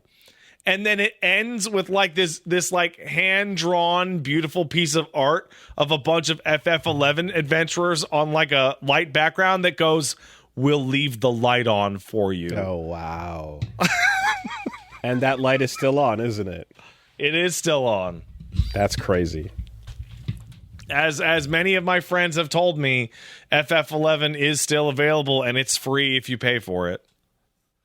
Look, man, the old guy in the mailroom is doing a good job, and, you know, we are making money, so why not?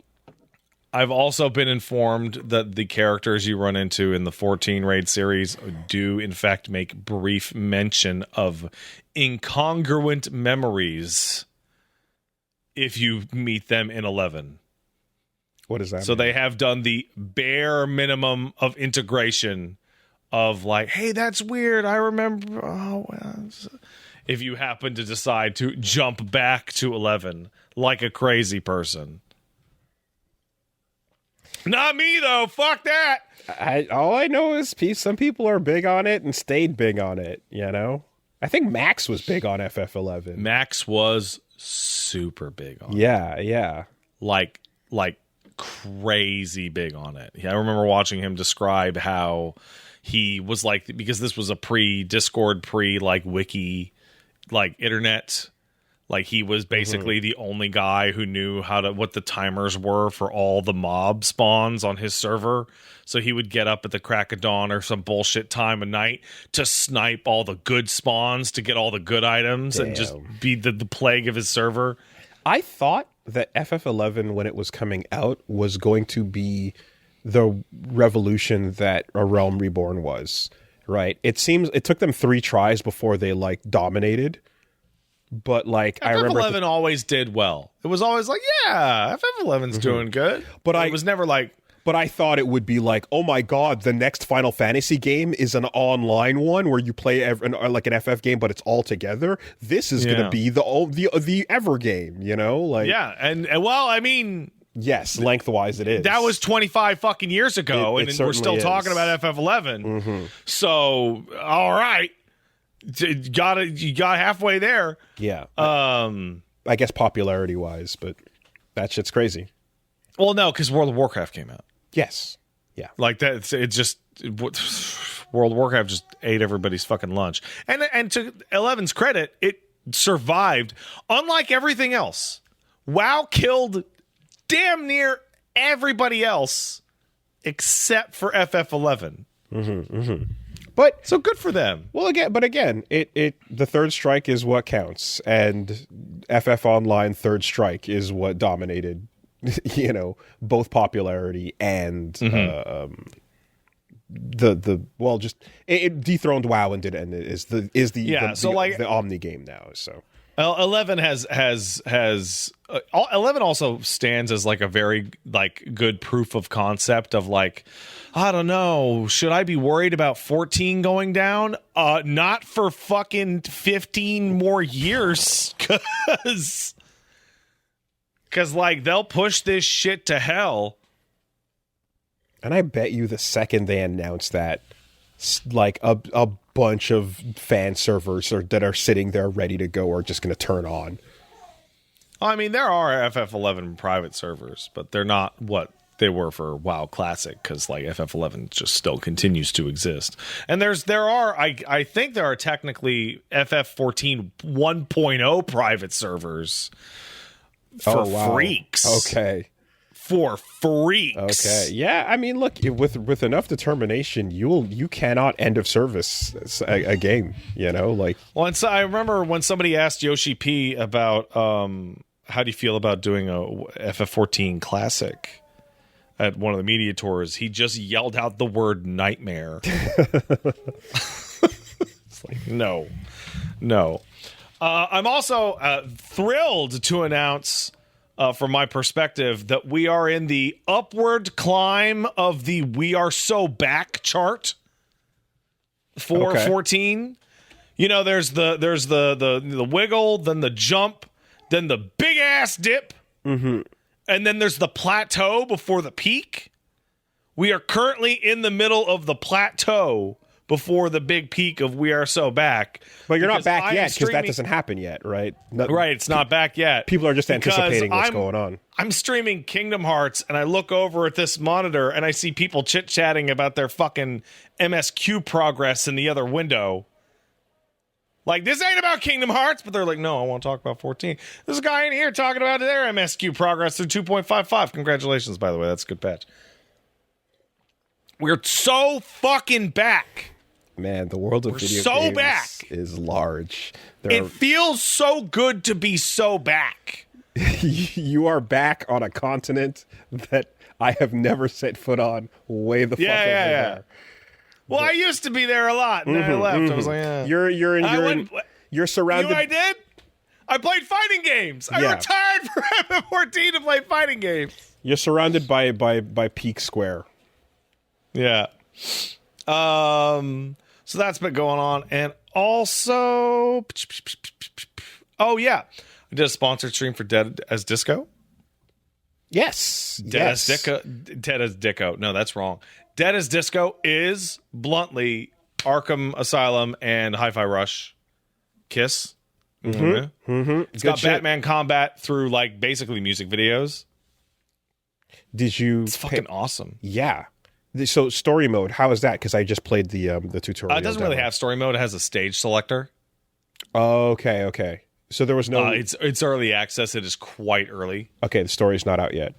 So yeah, they have. It looks like they'll have 9 Mega Man style robot bosses, but they currently only have 4. Did you play the list of safe stages? And I did, and they're great. Okay, they're fantastic.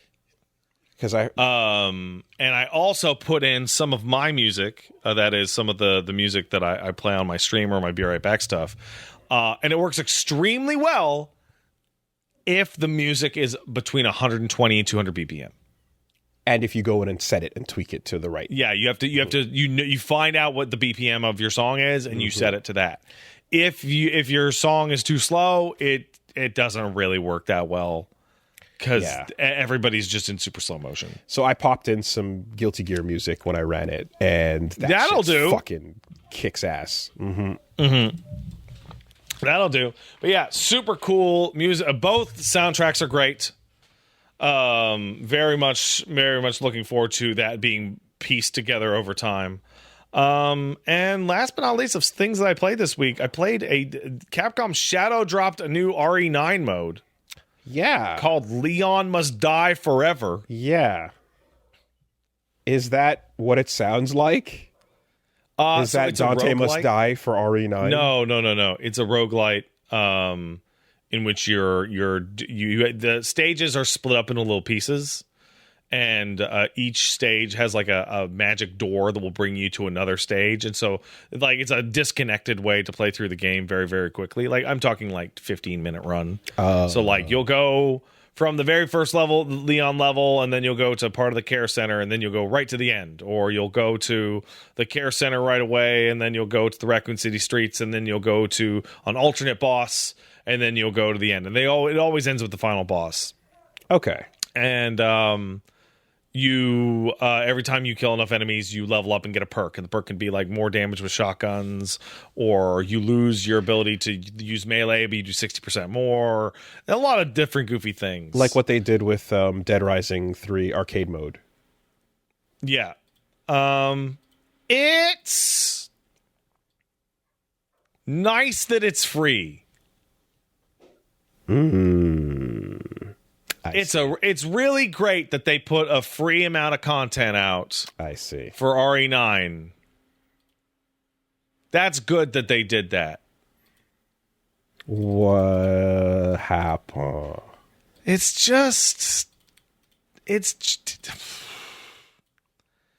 The perks aren't super interesting, most of them. The timer is trivially easy to scam. It's actually very, very short. The RNG is impossible to manipulate. But probably the most annoying one is that they realize that Leon's hatchet parry is the strongest thing in the entire game by far. Because you could just auto kill every single enemy in the game if you have really, really, really good parry timing, which I do, and that's how I beat Insanity. So they don't let you sharpen the axe. Axe durability is now a power up. What does that mean? And so in the base game, Leon has an axe that you can parry with, and you can reload the axe like Monster Hunter by going and sharpening it, right? Okay. In this new mode, you can't regen durability that way. You have to actually get a power up to get more durability on your axe. So they just take it away from you. Okay. So like this entire combat system that was like built around Leon being able to parry, more or less treats parrying as like a very stringent resource, and I feel like that alone makes it like just way less fun than it could have been. It's still really hard to do, but you also cannot do it more now. Yeah, okay. So like I got good enough at the parry timing that any of the stronger enemies I could just auto parry them on like frame perfect timing and just kill them outright with just the knife. Sorry, just the hatchet. And they know that people can do that, so they don't want you to do that. But as a result, you know. Yeah, that's a hard thing because you got to make it. It's a nice little bonus mode. I played it for a couple hours. You got to make it rewarding to pull that off, but you just have to balance around it not being a perhaps threat eliminator, you know? Yeah. Well, I mean, in a single player game, that's no problem. Sure, right? Sure. Because once you get really, really good at it, Insanity gives you enough threats that, man, you really want to be perfect parrying everything. But Insanity difficulty gives you a lot of very extreme threats. But I mean, we can turn to a recent example like Expedition 33 for like, oh, you got perfect parries? Okay, here, hold this, right? There's ways to make it challenging regardless around that idea. So I feel that's unfortunate, but okay. But yeah, it's free. It's free. It's free. Mm-hmm. How can you complain? How can you complain about a game that is free? Well, if it's you can't. If it's not fun, then it's not fun. The point. Yeah, no, I'm never gonna play it again. But it was a cool little diversion. That's pretty much it for me this week. Last week. As of what's coming up on my bullshit. Let me get a schedule out here. So first of all, today, One Peach Saliva is going to be playing Chrono Trigger at 6 p.m. Pacific. Yeah. She's in Zeal right now. Yeah. Just absolute peak of that game. And the peak of the next game, too. Yes.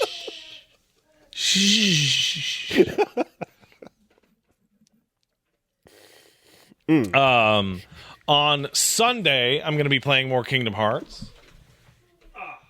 And Friday is Caboose's 4th birthday. Hey! Happy birthday, Stinky. So, in honor of Caboose's 4th birthday, we're going to have a 24-hour Caboose's birthday stream on Friday. Is Caboose going to be up for 24 hours? No. Okay. He's barely awake right now. Okay. Are you here? Are you here? How is that going to work? All right. Gotcha. How's it going to work? We'll have him present. So the current plan with that, I thought long and hard about what kind of theming we can do for this. By the way, to people who are asking, am I okay? I've wanted to do 24-hour streams for years and years. I was about to say, wow, those marathon streams are doing pretty good. Oh, they are doing pretty good. But more importantly than that, I have wanted to do this kind of gimmick for years and years and years. Mm-hmm. And Paige was like, fucking don't do it, bitch. You're stupid. Mm-hmm. And then we had a baby, right? So the infant period is not an appropriate time to do this nonsense. Mm-hmm. But now we have a cool little guy toddler, right? Who hangs out and is a smart little man who's a lot easier to take care of. So the way that this is going to start is that I learned my lesson from last time. I will not be waking up at 7:30 to shower, eat a nice breakfast, and then hop in the stream at 10 a.m. so that I can be dying at 9:30 a.m. the next day. No, we're going to be starting at 8 a.m. on Friday Pacific time. So I'm going to wake up, immediately clean my ass, and run over here and just eat over here. Okay. The current schedule, because it's in honor of deformed dog Caboose, will be starting with Reanimal, the game about deformed animals. Mm-hmm. It will be Paige will be joining me, and we're going to do a full LP of the new Dark Pictures game, Directive 8020, which came out today. Oh yeah, those are still coming out. They are still coming out because that game is about escaping an alien that thinks it's people. Okay. Okay. And then after that, during the evening, I'm going to run through the entirety of Ace Combat 5, which features the War Dog Squadron. Okay. So people can stop hassling me about Ace Combat 5. We're going to play Ace Combat 5 on Friday. That last one's a stretch, but yeah. Oh, you know what? The original, I didn't even know it had the War Dog Squadron. The original stretch was that JPEG Dog was in Ace Combat that one time. Sure, yes. So that makes Ace Combat a dog game. But you're not playing the one with JPEG Dog. No, I'm playing the one with the War Dog Squadron. Okay. So you're running a 24-hour stream. The one that I got for free on PlayStation for buying Ace Combat 7. So you're running a 24-hour stream. Yeah, I got it. Yeah, I got it. All right. So that'll be fun. Come on down on Friday. It'll be the whole goddamn day and some of the next day as well.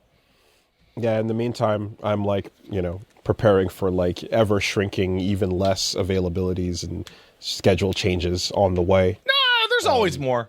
Yeah. I mean, hell, I'm sure folks might have noticed, but, my long, winding outro bits are now, occasional as a treat, if possible, because most of the time it's gotta go, so... I gotta tell you, the toddler phase is a lot, as much as people complain, the toddler phase is a lot easier to take care of because you have a little person that you can talk to, and, hey, bud, put on your shoes. And I'm like, can you help me with my shoes? I'm like, yes, I'll help you with your shoes. And then, instead of the tiny human dummy that must be transported. Yeah. So, big milestone, I'm walking around in town for hours and hours with my guy just holding hands. No stroller, no need for no child leash, none of that. Just a good little guy holding his dad's hand, being a good guy, because he's so sweet.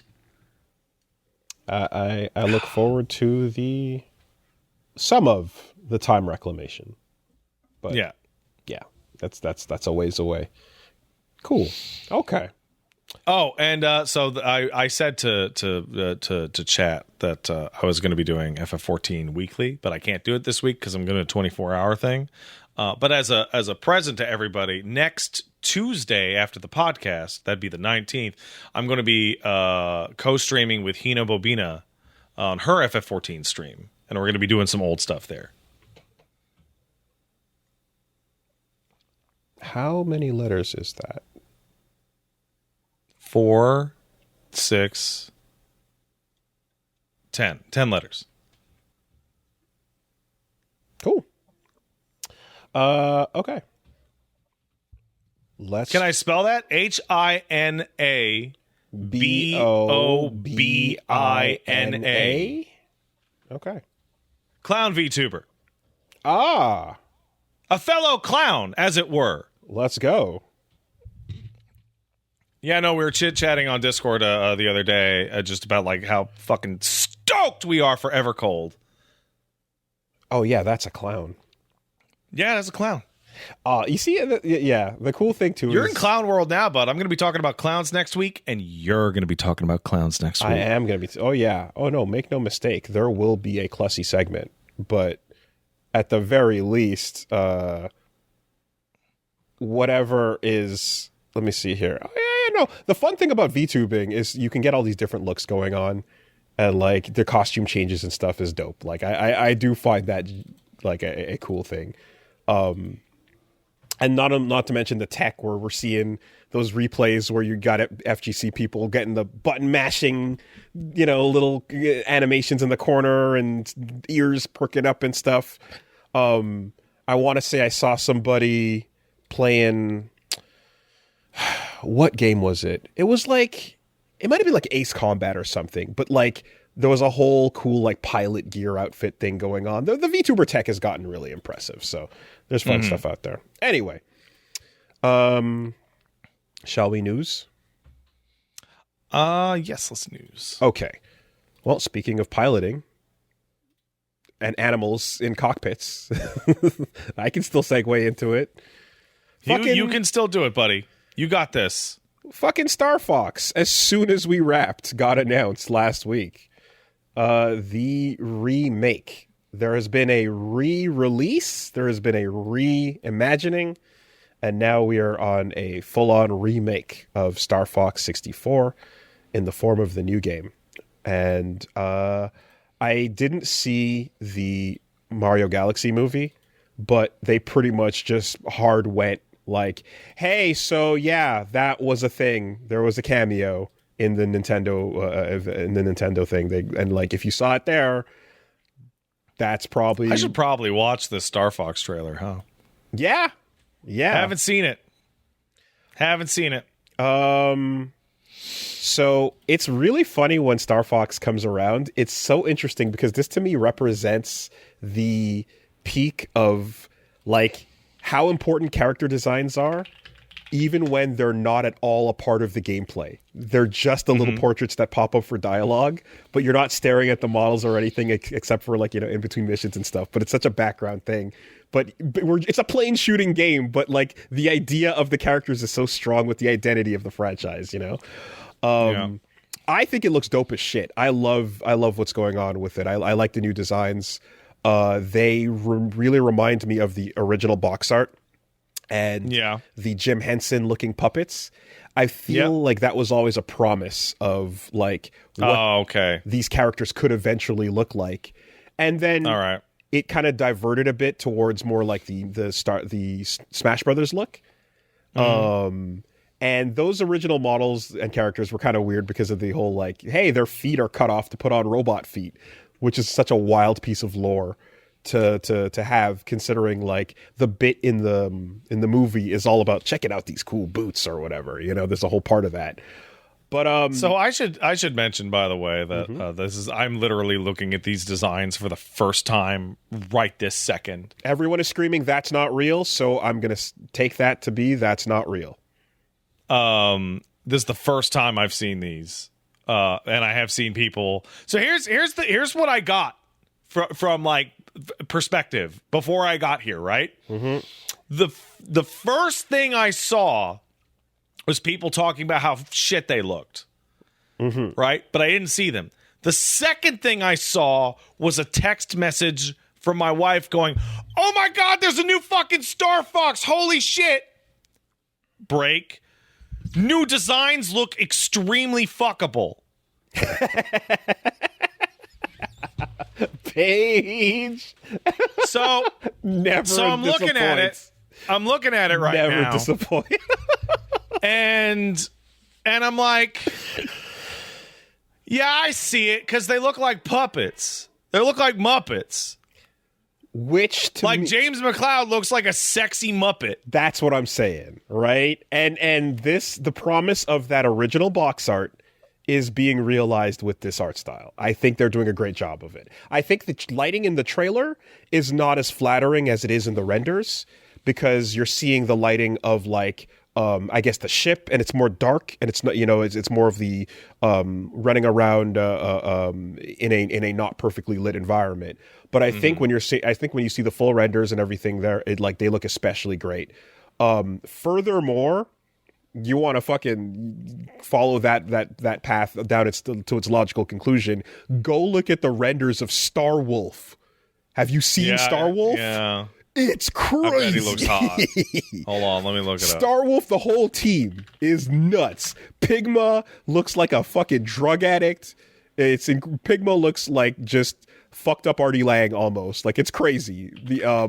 And Andrew has that perfect just. Oh wow, Star Wolf. Okay, come on. Andrew he looks great. Better than you. He is better than you because his uncle is the Emperor.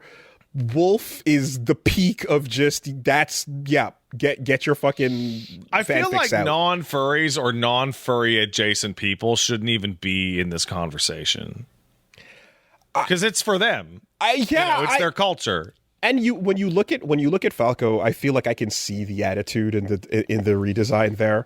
The first thing I got to was people coming through when it got announced while we were live and saying that, like, talking about how bad the designs were, how much they hated them. And I looked and I was like, I think this is awesome. I love it. I love what I'm seeing here.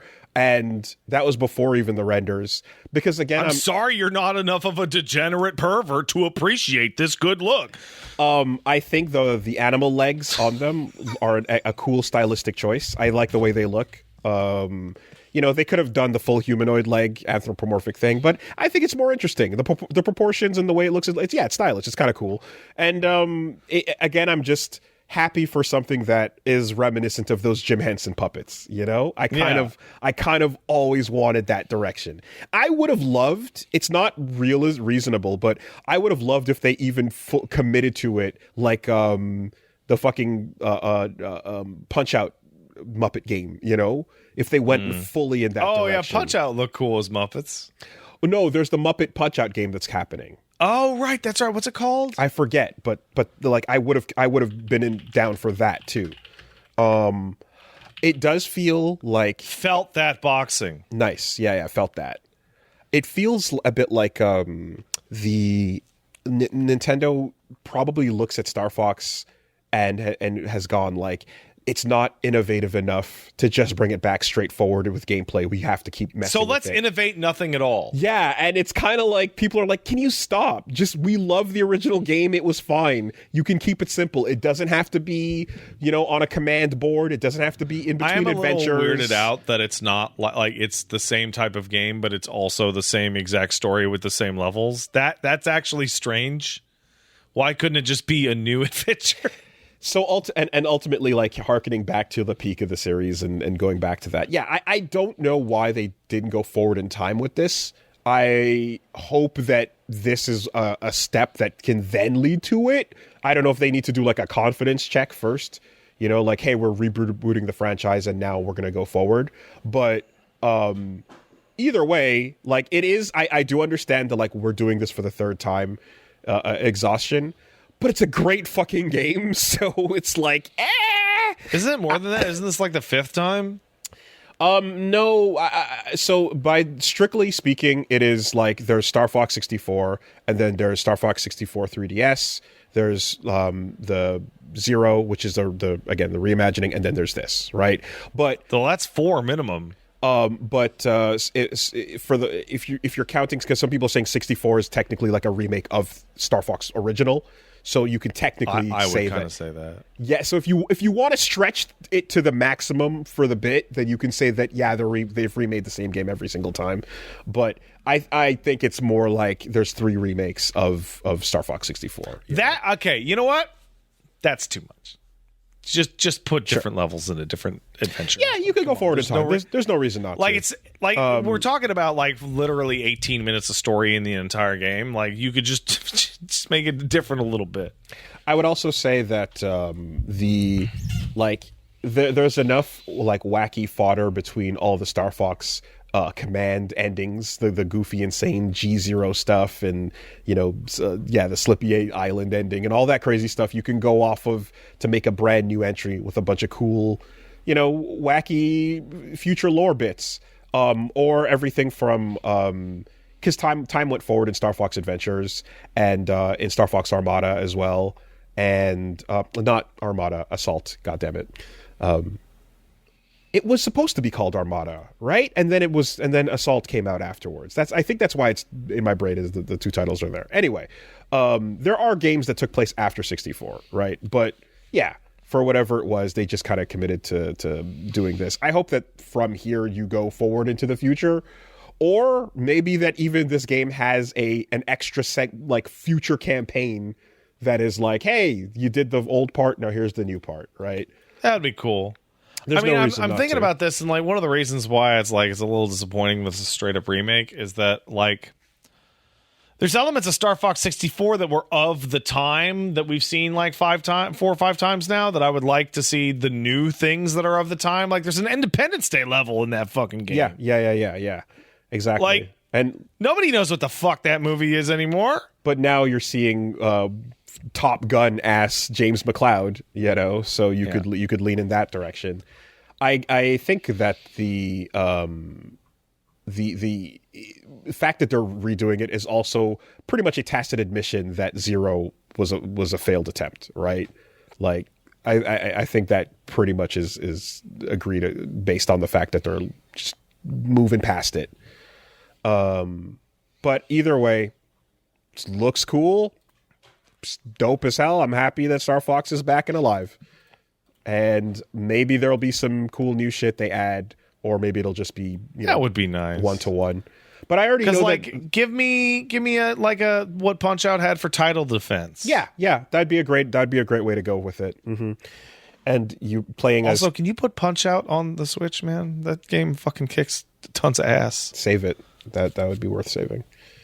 And yeah, Star Fox versus Star Wolf in the versus modes, and stuff like that. I also feel like what they know what the fuck they're doing when they're like, by the way, here is your VTuber rig. Here's your fucking face mapped to Fox. Desperate to get anybody to use this shit ass feature. Desperate. You could use it to connect to your friends on the Switch and have a Fox McCloud avatar in their chat, or you can use it for other reasons. We don't know. You could use it for other reasons. I don't know what you'd use it for, but it's there. Interesting. There's a VR chat button here. Huh. Why would that be there? Strange. And it automatically goes to certain servers. Why would that be there? That's peculiar. What an odd choice, Nintendo. And it came with a towel.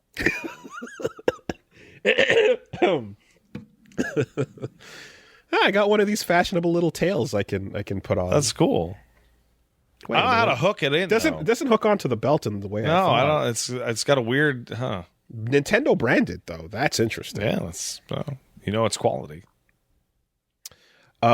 Yay for Star Fox. And I guess I should go watch that movie then. Yeah. I kind of want to know though. So what is with the misinformation of the story about their legs getting cut off? Oh, a ton of art of the era displayed them with robot legs. Showed the legs. I remember it that. was not boots. It was like I remember explicitly that. Robot legs. I do. I remember seeing that, and I remember that's why I thought the story was real. So like, was this just like a... So here's the thing. Was it like a NeoGAF lie that then got spread? No. They had robot legs. While you were talking, I was sent pictures of them having robot legs with like ball joint fucking like feet. Okay. I have an article here. Shigeru Miyamoto has heard of the amputation theory, and he thinks it's nuts. Have you heard of the amputation theory? This one has been running around for decades and had ties to the legs of Starfox. Long story short, yeah, the rumor is that Fox McCloud didn't have any feet, and they had metal prosthetics, and the same style was seen on the rest of the crew. Believe it or not, the theory made it all the way back to Miyamoto, and when asked about it, the look on his face was a combination. Yeah, fuck that nonsense. Look at this picture of Fox's legs on the fucking box art. I remember. I know the art. How he's got fucking ankle ball and joint. Like that's not a boot. I know the art, and there's a design choice to make it look like that. But yeah, apparently they asked Miyamoto about it, and he made a weird face. That was like, "What the fuck are you talking about?" Yeah, and Miyamoto also says the Rosalina and Peach are sisters. Like, what? Shut up. Get out of here, old man. Oh, yeah? Yeah. Okay, well, in any case, I guess that's I didn't hear that got disproved until everyone just yelled about it. So I guess that is I mean, it didn't have lore. to be disproved because like the primary source, which is the game that you have in your hand, just clearly shows that they got robot legs. But the idea of this is a part of the backstory. Every member of Star Fox has their feet cut off.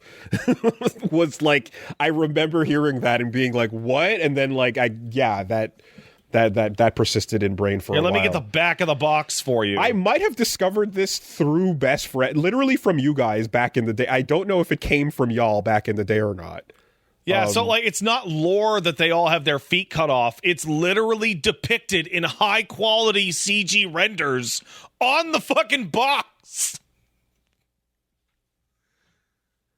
All of their ankles are fucking tubes that attach with ball joints into big flat fucking metal feet. And if they're saying that it's just an art style choice, then I guess that's what it is. You know, like, yeah. It's fucking Johnny Bravo rules. It's, you know, their heads look like Muppets and then their feet are fucking whatever the artist did. Anyway, speaking of original art styles being adapted faithfully. Huh? The Ghost in the Shell? Oh, yeah. Yeah, I got Ghost in the Shell. I think that's my most anticipated thing coming out. It looks so fucking cool. Like, after all this time going back, because I know that Ghost in the Shell is a franchise that is like, it has to keep coming out. They do want to keep it relevant. There's always a reboot every few years to, you know, keep that thing making some money. And there's cool stories to tell, so fair enough, right? But you don't go too long without seeing a Ghost in the Shell of some kind. But I've never seen it. Any of it? Nope. Not even the original movie? Do you know how much Ghost in the Shell I've watched? I went over to a friend's house. He's like, check this out, and showed me a naked woman fighting a big spider and went, yo, isn't that cool? And then turned it off. Interesting. I only found out later that was Ghost in the Shell. I think you would like the movie, and I think you might really enjoy with ScarJo? The anime movie. And the cartoon movie. The cartoon movie, yes, the Mamoru Oshii. And I think you might really like Innocence as well. Yeah. The show possibly, but like hard to say. But I think you might dig Innocence because the stuff that goes heavy into philosophy and like the, you know, cyberpunk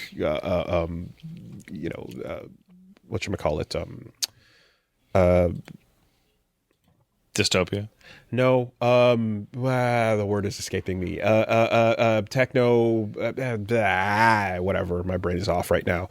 It's some stuff that I feel like we had interesting conversations about like fucking 10, 15 years ago.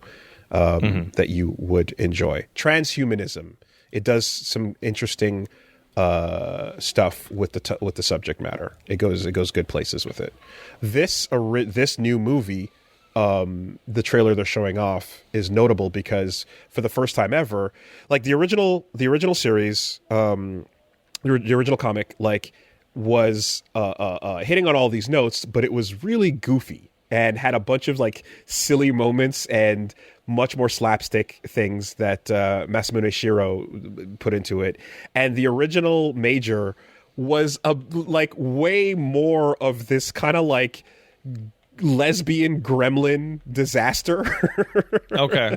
And because the anime, because the movie was so good, it kind of got reintroduced as this dead serious military heavy philosophy thing, which it is heavily philosophical, but there was a lighthearted element to it that got lost in that adaptation.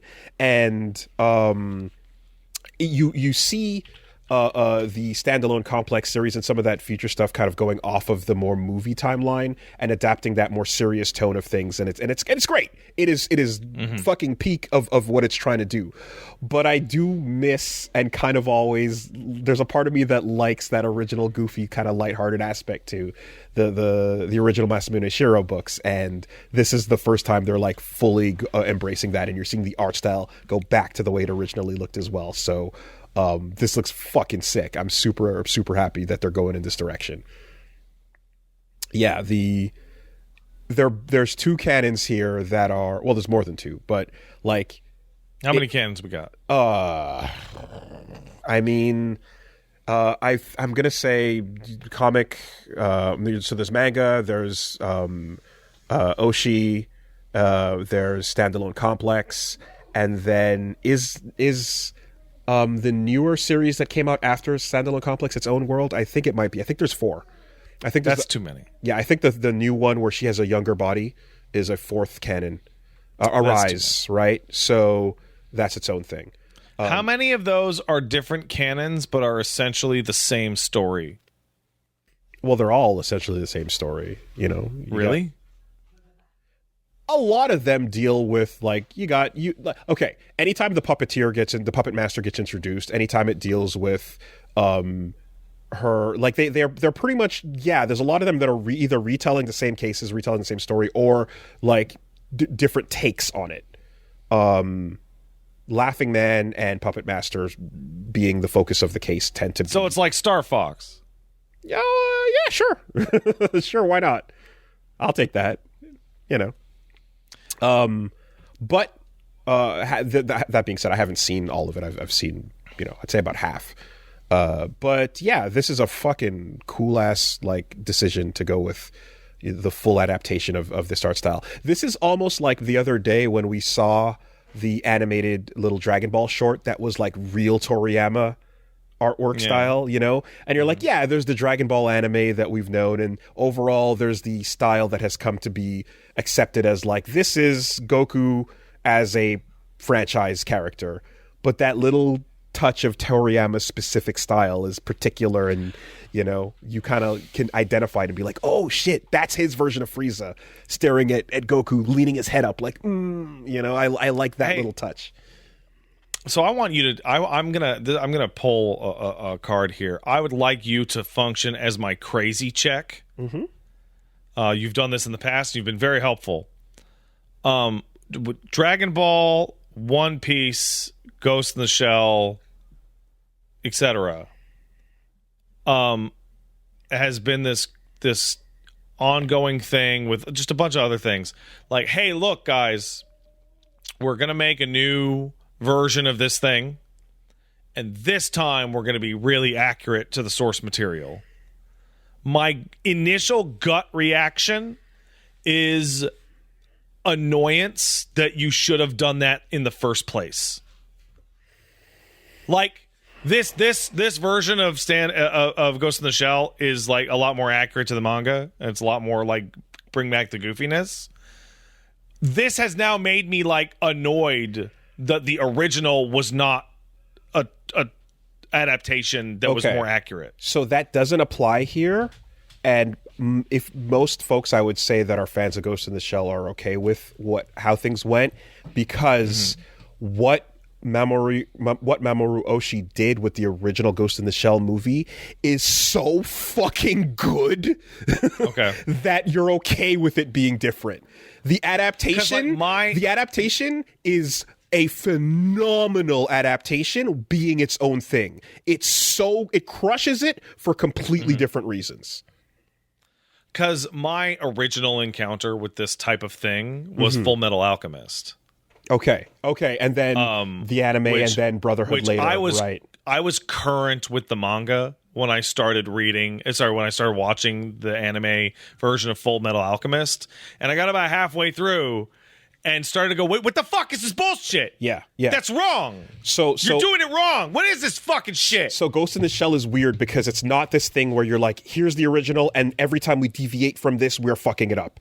The first time most people heard of Ghost in the Shell was this movie that was already insanely different from the source material, and also peak. Like that's what it is. So right off the bat, you had the source material and the original that were super different, and both were amazing. So this discrepancy meant people were comfortable with the fact that sometimes it's going to be different. Furthermore, the material actually leans into the idea of the art style, world, and setting changing, because the part of the idea with Ghost in the Shell and such is the transhumanist aspect is whatever form you see the Major in is up for like debate in the plot, because her being in that body is part of the discussion about the world. So it's like seeing a new series where she looks different, it has a different art style and everything, is like, oh cool, we're doing a different take on this, because the idea is the shell can change, but she is her identity. What are the limitations of that, you know? And then you go into like where the body ends and begins and where the internet starts and so on and so forth and yada yada. But Ghost in the Shell is a unique series in that it was never about being faithful to the original. It was immediately like a different thing, but that thing was so good that nobody had an issue with that. Because like where I'm coming from on this, and I'll use a very specific Full Metal Alchemist example, was that I was up to date on Full Metal Alchemist, on the manga, right? At the time that I started watching the show, they had just met Father for the first time, like in the underground. And my brain went, man, I really can't wait to see this animated, and especially can't wait to see that double-page spread of Ed just rocking a Scar shit around a blind corner where he finally catches up and you turn the page, and it's just this, and I'm like, oh, that would look so good animated. And then I got about halfway through Full Metal Alchemist non-Brotherhood, and I'm like, oh, that shit isn't going to happen. Yeah, so I'm out. That and you, that's a series that is like, you were reading that the way you know, when a shonen getting adapted that was already popular, that where you're like, your main goal is stick to the source material and that's it, right? I just want the pictures to move. And I would say that applies to JoJo, that applies to Berserk. That applies to JoJo, yeah. That applies to a bunch of stuff where you're just like, yeah, this is amazing. Don't fuck with this. Just leave it alone, please. But it's just Ghost in the Shell was early and like one of the first of this kind that were just like, it deviated immediately. I would also say that Akira is another case by of the way, that, it was right? in this conversation that I found out Ghost in the Shell had a manga. Okay, yeah. I thought it was just a movie that came out, and I was a little confused why it kept coming out. Okay. No, it had a manga. Masamune Shirai, big, shiny, fucking, everyone's oiled up and greased. You have never seen more greased up characters than a Shiro painting. But that being said, it's a bit like Akira as well, right? Where, you know, the world's introduction to Akira was not the original, like, you know, story was not the original telling of it. It was through the movie that adapted everything and didn't focus at all on the stuff that the original manga focused on. You know, like it told the story of Tetsuo and Kaneda and all this stuff, but like the actual titular character Akira was barely a part of that. He's in there for like what, 10 seconds? It's nothing, right? Whereas obviously the manga goes into depth on that, and it's a whole big thing. So it feels weird then when the fan base that evolves from this first adaptation is evolving from the thing that was already a deviation from the original, you know? So you don't feel that need for it to go back and be as accurate versus if you were someone who was hanging on to the pages from day one, you know?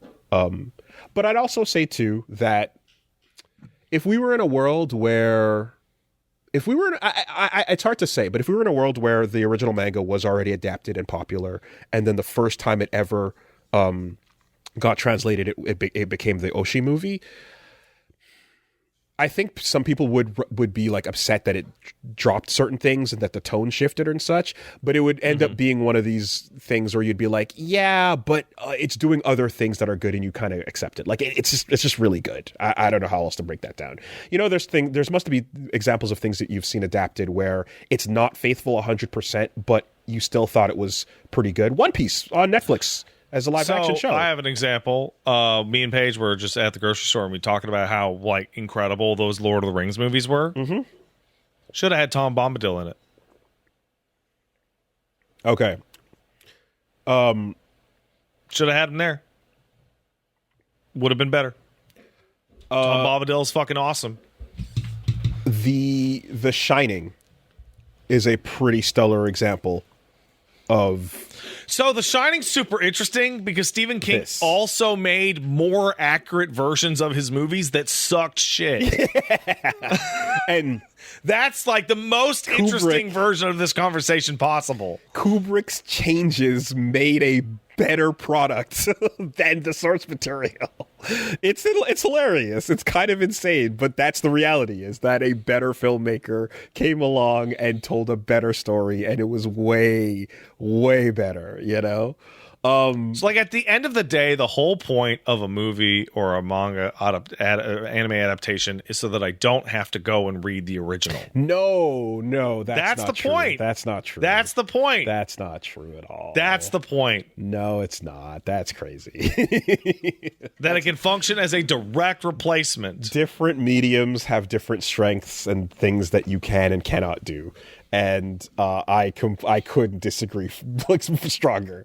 It's like there's certain works, there's certain books, there's certain, you know, in particular with manga, where you're like, I mean, Vagabond. It's like you are looking at a page here that it's like, no. There's the point of adapting. Is there a Vagabond anime? No, there isn't. There isn't. What if it was really good?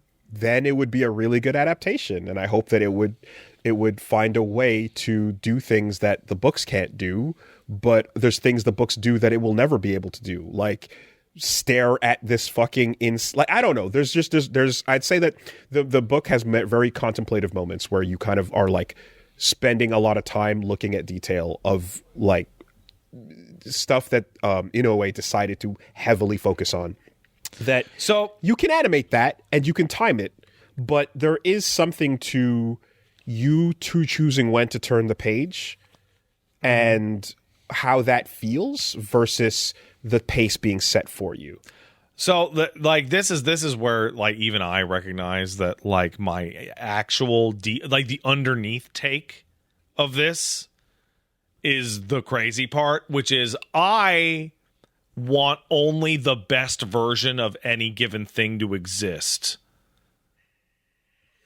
The problem with that is that different creators will sometimes make different versions that are both valid and good for different reasons. Yeah, no, they shouldn't have done that. One of them should just have been much better than the other.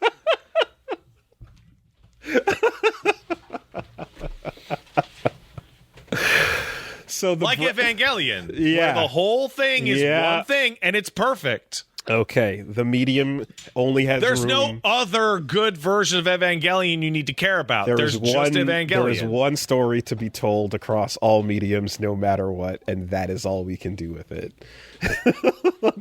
Yeah, that's batshit. That's completely insane. But hey, that's where we are. That's fine.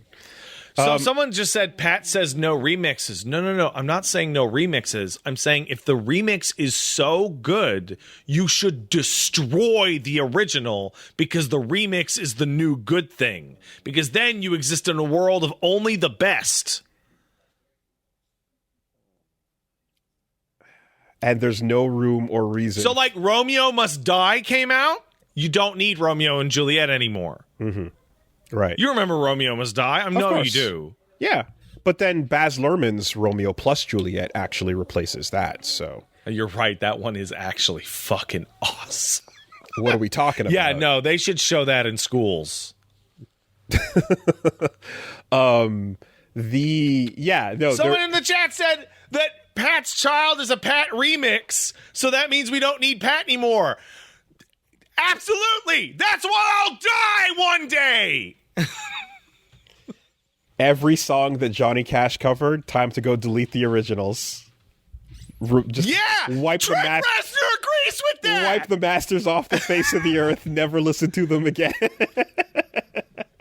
was like the best example you could have picked, because Reznor was like, yeah, no, it's his. My version sucks now. She's not your girl anymore. Yeah, and your version sucks now, therefore it should be killed, mercilessly slaughtered. Okay. Well, you picked a particular topic that is like actually one of the best ones for this, where Ghost in the Shell truly is like not just a story that was like immediately different from its source material, and both were great, but it's also one that is, again, because of the plot, it lends itself to being remade, and it's okay with it because that's a part of what the discussion of everything is, you know. And listen, and here's what I'll field one more comment here. Someone in the chat says, I guess we have to kill original RE2 then, because the remake is out. But original RE2 is better than the remake. So you would actually have to destroy RE2 remake. Because it's not a slam dunk overall improvement. I'm going to give you one more pitch. Yeah, hit me. Ghost in the Shell 2, Innocence. That shade ain't even about the major. Okay. Like 60 to 70% of that movie is just Bato hanging out with his dog. Oh, that sounds good. What kind of dog? Basset Hound. Nice. Basset Hounds are ridiculous. The best animated Basset Hound you've ever seen.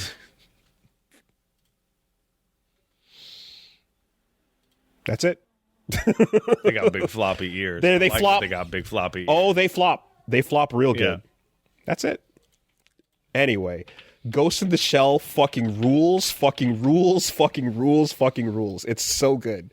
Can't wait for this one. All right, moving on. We got some more trailers. How about that Stranger Than Heaven? Bro. So I had a very strange experience with the Stranger Than Heaven trailer, because I didn't see it. I didn't cover the event that had it. And I got a strangely high amount of people asking if I had seen it. Yeah. Did you get the email for the event? I did not. Okay. There was a thing that was like... Or, you know what, maybe I did. I don't know. Yeah, there was a thing that was like, hey, do you want to come... There was a watch the trailer event. I'm like, I'm not going to do a watch the trailer event. But a lot of people came over and were like, did you watch the thing? And I was like, well, I don't know the world of Yakuza that well. I know one game. Well, it's not Yakuza, right? It's Stranger Than Heaven. It's a completely new thing. So I had a weird high amount of people asking me if I'd seen it. So I'm like, okay. So during the Leon Must Die Forever stream, I'm like, all right, fuck it. Let's watch it. And I got like 30 seconds in, and some bitch motherfucker is talking about creating the Tojo clan. And I swear to God, if I could vomit on command, I would have done it. Like, I couldn't have been more like, fuck you people. Like, absolutely fuck your shit, you pieces of garbage. How dare you tease me with the idea that this could have been a different thing? Okay. Hey, look, there's a new manga starting. It's called Steel Ball Run. All right. Now it's about a horse race. I don't know.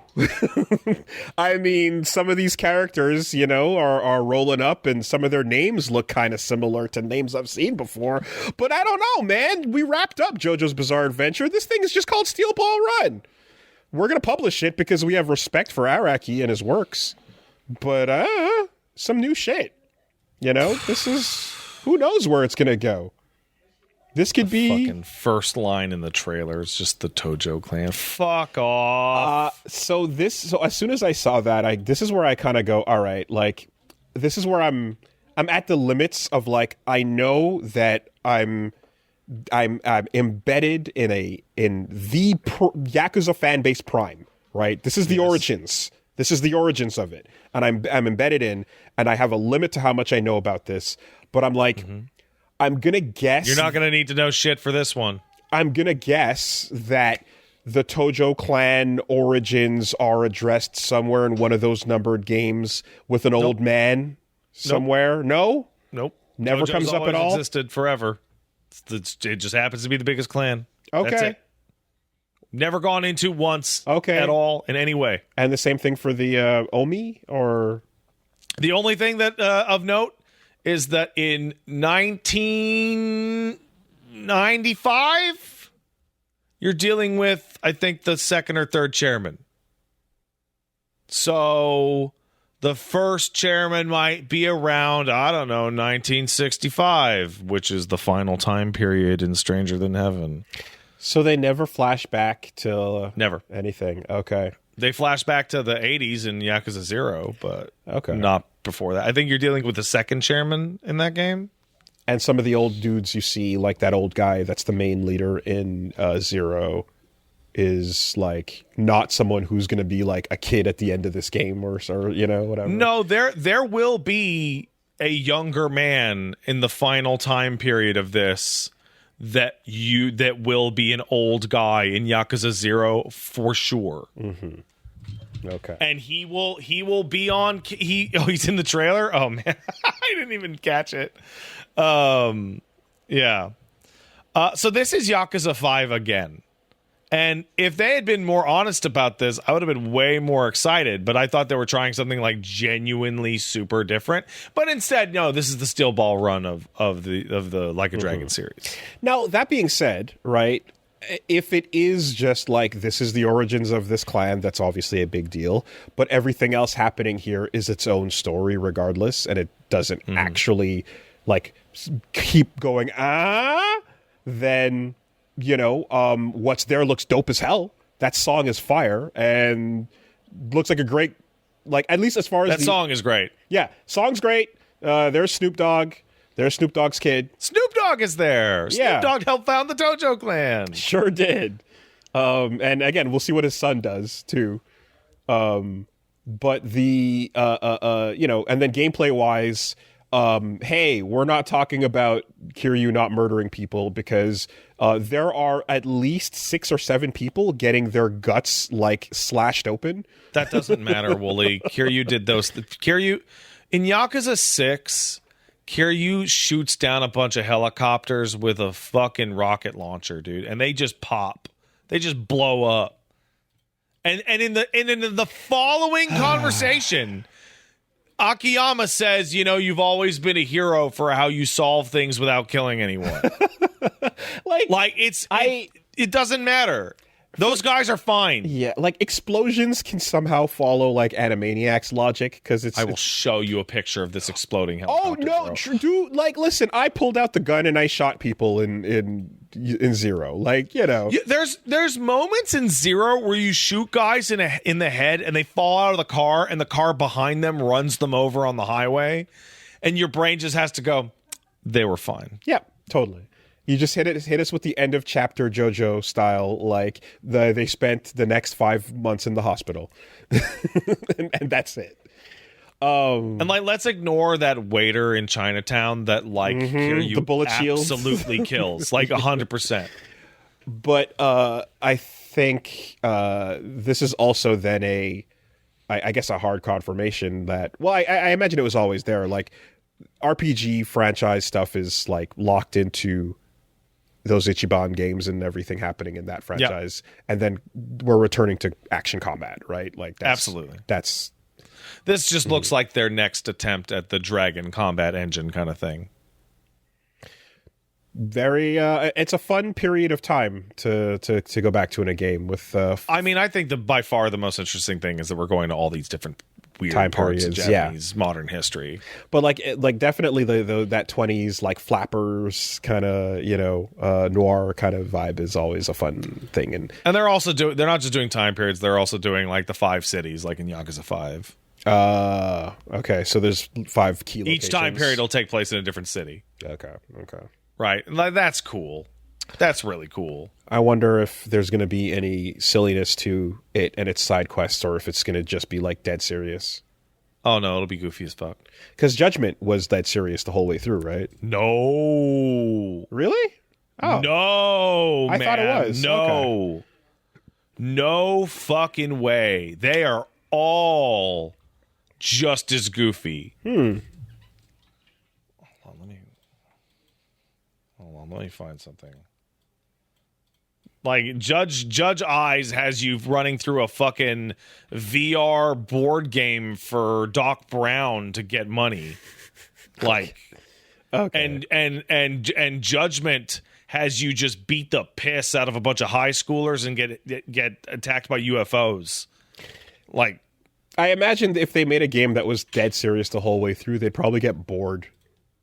I would get bored. Yeah. It's too much melodrama. Okay. Like I know you haven't played like too much of 7 and 8, right? But like the theme of sadness, like side quest theme, got so ridiculous and so funny. They made a second theme of sadness for when you're not supposed to laugh. As opposed to the original church harpsichord one. Yeah. Okay. I wonder if Gang of Dragon would have been goofy. Oh, well, it's dead, so it doesn't matter. Yeah, of course. I wonder if there was plans for it to be lighthearted at all. Probably. But by the way, there's news on that. They have pulled Nagoshi Studios signs off the building. I mean, what? The website is now down. Does it count as news to just say they are further erasing its existence? Yeah, no, a little bit. Because people were like, maybe there's a seat. No, it's dead. That shit is canceled. Deleting the website and unlisting it from everything is pretty aggressive, but I suppose. Yeah, but then there's like, hey, no, people have gone and seen the building, and the building has the fucking signs taken down. You know what? It wasn't real until we saw the Midway logo in the trash bin. Oh man, in that one photo, I remember that. Yeah, that was the photo that sealed the deal. So fine. Anyway, we'll see what else is happening. But yes, Snoop just being like, you want to get me in your game, you got to get my kid in too. He's an up-and-comer. All right, that's fair. We'll see what he does. I don't begrudge him. We got a trailer for the Devil Dinosaur showing up in Marvel Rivals. And Cyclops is also being featured. Is he? He doesn't have a trailer, but he is on the art for the season. He's coming. Okay. Yeah. Which I know a lot of people have been asking for Cyclops. That's Devil Dinosaur is that's a hell of a pull. I mean, Rivals is no stranger to pulls. No, and that name is exactly what you're getting. And while you're running around chomping and blasting, you're hearing Moon Girl in the background talking shit. But yeah, I guess we're gonna have to wait on Scott because I recently played a sponsored Marvel Rival segment. Mm-hmm. That game is like a violent explosion of content every time you turn it on. Mm-hmm. So the second time I've done a sponsored segment in about a year, and both times I'm like just fuck, like splash screen upon invite upon bonus upon hey welcome back. Crazy. They understood the assignment. You can definitely just play Marvel Rivals if you really like it. Like there's plenty there. Also, apparently Scott has a trailer. Not gameplay, right? Just CG trailer. Okay, yeah. Yeah, that is how you keep a game like this alive. That is all that matters. That's the number one thing. And the longer you go without there being something new and shiny to discuss or some new or shiny costume, I every time like when I open up fucking YouTube and I see their shorts popping up. This is a cool Cyclops trailer, man. Let's see what's going on. When they pop up the new shorts and it's like, yeah, here's a new costume, here's this, here's that. Like, just flooding the zone with content is the only way you keep a game like this popping. So yeah, they get it. Don't know much about Moon Girl and Dragon Dinosaur, but I know that their card was really good in Snap. Snap. Okay. Yeah. Whoops. Excuse me. I believe I want to say Dragon Dinosaur is a character from like the 70s that got brought back and then kind of turned into that.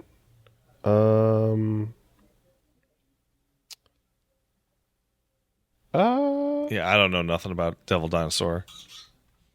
Did they? And well, yeah, and now there's a show. So I'm curious to see if Cyclops gameplay is like. I guess you just go with like. I mean, he's gonna shoot a fucking gun. Well, yeah. Clearly, Gunman needs to be the ult. But how do you turn that kit into something with variety, right?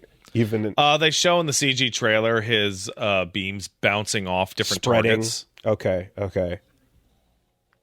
Different types of optic blasts, and then the fat rip the visor off. Yeah, no, the ult should be he takes the glasses off and it's just the widest optic beam, like 10 feet by 10 feet. Yep. Just a big ass fucking behold.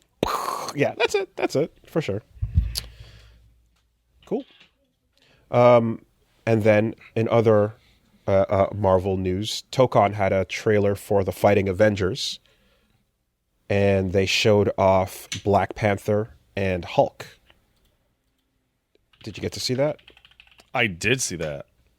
So these are like, some of these are very obvious picks, but even then they've got like, they got like the dinosaur Hulk in there. I didn't. So Hulk is cool because it's not World War Hulk, not World War Hulk. Whatchamacallit, Planet Hulk, but. It looks very similar, right? They're taking the Planet Hulk design cues, and they've basically had him say like, "Oh, it's like he kind of has a similar thing where it's like you shipped him away, but it's not the 100%." Yeah, I just think, one. Hey, looks man, great. We're gonna have a cool version of the Hulk. Yeah, throw the fucking dinosaur bones on him. Looks Hulk, cool. Yeah, Hulk with the Savage armor on it looks great every time. I like his hair looks cool too. And he's doing the he's doing the Gamma Crush, and he's doing the clap, and all the things you want to see there. So Hulk looks dope. I was not expecting Shuri. That's an interesting pick for Black Panther. I like that she's got a spear and a cape. Yeah. No, by default, more interesting than standard Black Panther to me, just because of that. So I think it's it stands out because you had Black Panther in Marvel Infinite as a pick, and here you can go with her, which involves being a little less claw swipey and a little more like tech oriented with gadgets and weapons and stuff because that's her style. So yeah, I think it's a way to make her more unique. Especially in a game where you have like Wolverine and you've got like, if you went with like T'Challa would have been definitely a more popular pick as a character, but I think like the fact that she's got weapons and tech and the extra little trimmings and stuff make it more original for sure. Looks cool, looks dope. Hints that Carnage is coming, and we'll see whatever the other team reveals. I would love if Carnage finally got a fighting game appearance and it was this fighting game, because Carnage has so much like cool body morph shit going on. It's just they just always like went for Venom because Venom was like always next up in line, Yeah, skipping Venom to get to Carnage is a that is a wild move for Spider-Man fans, but considering we've seen it many times, I feel like Carnage deserves a spot. I totally so this is interesting. Somebody in the chat says, I'm so sick of Carnage. I don't know of another fucking game Carnage has been in for like decades. Ultimate Alliance, maybe? Like, they're probably talking about comics. Probably. Which you shouldn't read, nerd. We're talking about video games here. Or we could just get, you could get MJ Venom, or better yet, Paul. Yeah, fuck it. Get Paul in here. Get Paul playable. Shit. Peter instantly loses the matchup. As soon as Paul shows up, KO. Yeah. Anyway, that was interesting. We got at the same time, it's like these are again a normal picks. I think the weirdest picks so far have been like Danger and Magic. Magic not as weird, so not as weird, but still like a little fringe. Yeah. Now, well, in a world with like rivals out now, especially, it's like Magic's in there, but Danger is an insane pick and a wild one. As is the fucking the promoter or whatever that they got going on, and everything. It's like they're going for some weird picks, which I always thought that the story about Marvel going through, or rather Capcom going through the capes Shumagorath, was interesting. So yeah, it's a great story. I'm down for the picks. What about this guy? This guy, who cares? Fine, whatever. Mm-hmm. And the champion is on his way. And then in other fighting game news, they just announced the new fuse and updates with 2XKO. So very interested. Shame I'm not going to play it anymore, but very interesting. Teamfight? That Teamfight as a fuse. Yeah, I'm like, when I was trying to think of like what the new fuse would be, I didn't consider that one because I guess it always felt like the gimmick mode in Street Fighter Cross Tekken. Yeah, let's just jump him. Let's just dramatic battle for 7 seconds. Or the fucking insane stone in Marvel Infinite as well. But like now it's you're baking a whole thing around it. And it's smart because you're emphasizing the 4-player gameplay. You're emphasizing 2 people playing together and all that stuff. It's a cool thought. I worry a little bit whether or not the Teamfight fuse is either going to be super good or not nearly good enough. Yes, that's been my question because I've been like me and Reggie have been going back and forth on it a little bit because he's like, this looks like it's going to be busted, and I'm like, I don't know. There seem to be enough downsides, and in that first intro, like to it, so you got Clockwork and Combo Fiend kind of breaking down, the new fuse where for 7 seconds, if you and your partner both spend a meter, they jump in and you control both characters on the screen at the same time attacking your opponent, and that is nuts, right? By any stretch of the imagination. It becomes a fucking crew battle for a second. But all the downsides of it are very clear because in order to balance this and make it not completely insane, they do a lot. Like for one, both characters jumping on screen costs 1 meter each, right? Sure. And that means that you are not going to be saving up for your level 3 as much because you want to spend on this. Furthermore, while you're both on screen, neither of you can do a level 3. Any hits you take shorten the 7-second timer to go down faster. But I think more than any of that, it's the fact that the partner that jumps in can only hit mid. Yes. So you can't just do exactly unblockable nonsense left, right, up, down mix-ups. It's the point character that has to mix you up. The others can just filler, which can be really good for like block string stuff if you're putting the pressure on. But you're gonna have to just focus on the point character. And the others used for keeping the pressure on. They can do supers, like I said, but not level 3s. If you do a level 3 to them, their 7-second timer ends immediately. And there's a couple other details with it, like you cannot activate it in midair. You have to be on the ground to do it. But I think like all the stuff that they're putting in are just like these are ways to make it a little more tame, a little more sane. A fast character can still do like a crazy left-right mix-up or so, but bringing in another person to just kind of control 2 characters on screen, you're going to have to also realize too that like when you think about all the different fuses, that one costs you a meter to do and your partner a meter to do, and you're not going to get to do it all that often versus somebody who's doing freestyle or doing double down or doing 2 times assist. Those are happening every 6 seconds, right? I feel like a lot a lot of duos are going to get blown up by level 3s because it's worth it to spend it. They're going to reverse mix themselves up doing crazy block strings on somebody who's just mashing out a level 3. In the preview video, the level 3 didn't go into a big animation though. It just hits and kills the timer. Mm-hmm. You know, so that might be another. I mean, it does some damage, but that might be another trade-off. It is a personal, unfortunate reality for me that this season is dropping on 2XKO after the Evercold presentation, because like I don't have time to practice 2XKO. I got to get every class to 100. How am I supposed to make evolved control guides in January if I don't have every single class to cap? And that's also when the Ava shit drops, right? No. Isn't that the first? No, the Ava shit won't drop in January. The first one you should expect in summer of 27.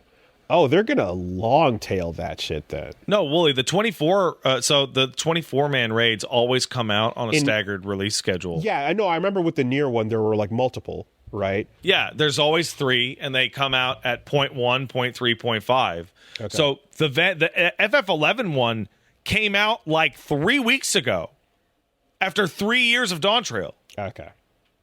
Like no, the Evangelion shit is going to be the next couple of years. Every 2-3 9 years. to 15 months. 2028 is going to be the finale. Maybe 2029. Okay. The other thing that was announced was the Duo Finder and voice chat.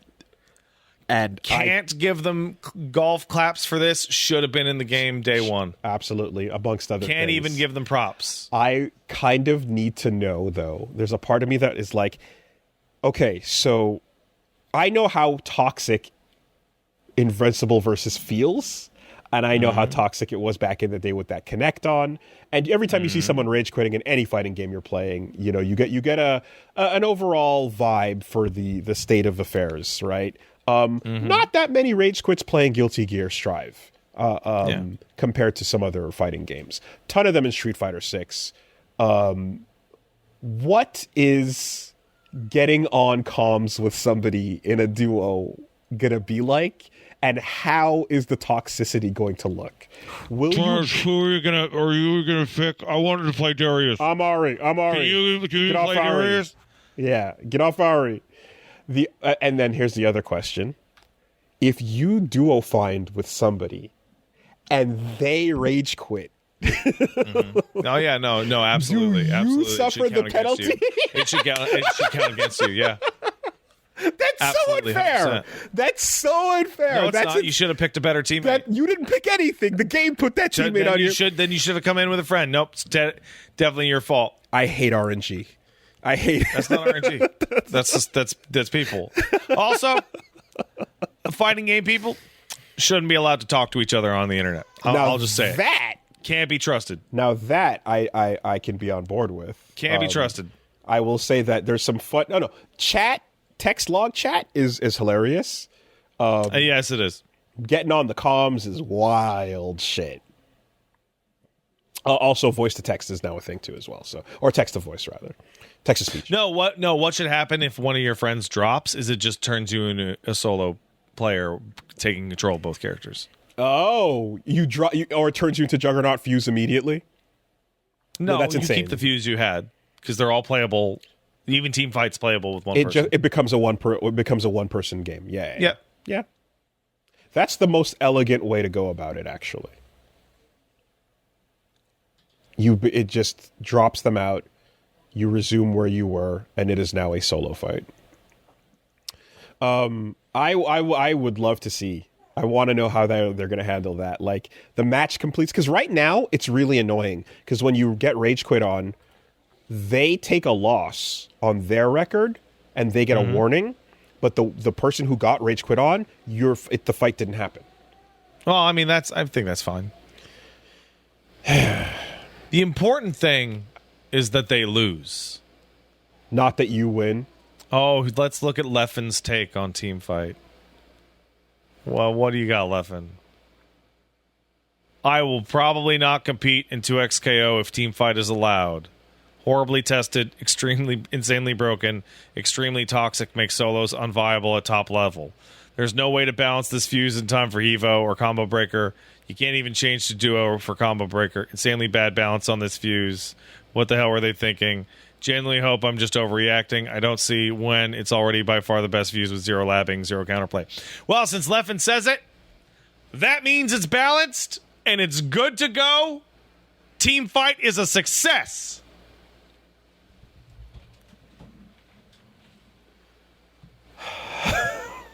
I'm tired, boss. Dude, I love Leffen. I love Leffen posting because I just start to believe the opposite of whatever he's saying, right. And it's worked out really well.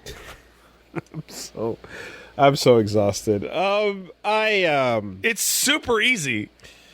Well, I appreciate your come around on the story. I think overall, long story short, smart move for emphasizing the unique aspects of the game, and good on them for figuring out a way to do 4 people in a match that's not just the batshit goofy Mario Party modes that were happening in Infinite and in Street Fighter Cross Tekken. Mm-hmm. Speaking of Street Fighter Cross Tekken, hey man, I have an idea. You ready? I'm going to fuck this podcast up. Just absolutely tank it and leave it in the shittiest place it's ever been. And then I'm going to go start my new podcasts over at SNK so that I don't have as much competition with myself. To be fair, before you did that, you did help build up the podcast to be what it is. I did help. I was helpful, yes. You are a part of the legacy. But, now that I have a new one on the horizon, time to burn this shit down and really fuck it up. That's just my speculation. If I had a sweet Saudi gig lined up that was going to compete with my old place of business. I would fuck it up on purpose. That is an extreme take. And you know what I would do? To offset how people think I'm fucking it up on purpose, I'm going to say I'm retiring. That'll fool them. I'm retiring to more money. I think that is the to take a slightly more charitable view of his retiring idea. I think when he talked about Itagaki passing away, and he talked about other people he knew getting out of the industry, there was a thought where he's like, I want to think more about my time left as a creator, and I want to do, I have things I want to do before I'm out of here, right? That was the impression he got from the long speech he did and everything. Yeah. And he did do some good, he fucking made Tekken what it was, and there was a great legacy there before the recent, backlash with everything going in with 8. And it felt like they truly believed that embracing the heat and the whole new system and all of this stuff was what the fan base wanted, or at the very least was the direction the franchise needed to go from then on, even though they were rejecting it. The problem is just, so they've just announced a new studio called Versus Studio SNK, and Harada is going to be in charge of it. And we've been discussing this, I want to say, a couple weeks in a row now, but we're in the process of watching Saudi money dry up across multiple investment fronts because, hey, guess what? Fucked up geopolitical situations mean that, hey, golf and wrestling and video games probably not going to be the priority going forward. So got see. a couple more things at home that it seemed to be of a much larger importance right now than your fucking video games, guys. So, like, the idea that Harada stepped out to start doing something else, not that surprising. I mean, this is almost a... we've seen multiple, people recently do that, and I mean, we've seen Nagoshi did it. You saw Kamiya do it. Dude, we have seen a bunch. A lot of creators in Japan left. We have seen a bunch of Japanese creators say, "Hey, you know what? I'm going to go start my own money with China or the Saudis," and you know what? It's worked out so good for all of them. Think of all those bangers we got out of these. There are a lot of Japanese devs that left and started doing their own thing. Either way, Itsuno left and is doing his own thing now. There's a whole long list. Is he not? Have you seen it? Like he said he was doing it. Have you seen it? Or is it canceled? Is it canceled? I don't know. Have you seen it? No, but wasn't it announced like 2 seconds ago? Yeah. So? It's... So what? So it might take a minute before we get an update? I don't know. I want to say he announced in like middle of last year that he was leaving. What? That's not the point. I seen Gang of Dragon. Okay. The point... I seen that. I only bring his name up to say that there are that Harada is following what many other recent Japanese devs have been doing, and they, then go on to either found their own studios or work on new things or whatever the project is. In this case, it's just... Unfortunately, this is in the middle of a trend that I don't know how long this is going to go for. Oh, this game's not going to come out. This game's not going to come out. There's a wrinkle in the works, though, in the sense that, like, I do believe there's a level of malicious spite that's involved where, like, the more you say things like this, the more they're heard and potentially even like, oh yeah, well, fuck you, I'm gonna triple down on making what you don't want happen. Okay. There's a part of this where I'm like, it might power through out of spite. Who knows? But it certainly does look like the well is drying up on a lot of these extracurricular endeavors, and I find it weird timing for him to pick this route to announce a new studio. This is like remarkably poor timing. So, like, I presented a highly uncharitable sequence of events in my facsimile of a story. But, like, let's be honest. I don't think he fucked up Tekken on purpose.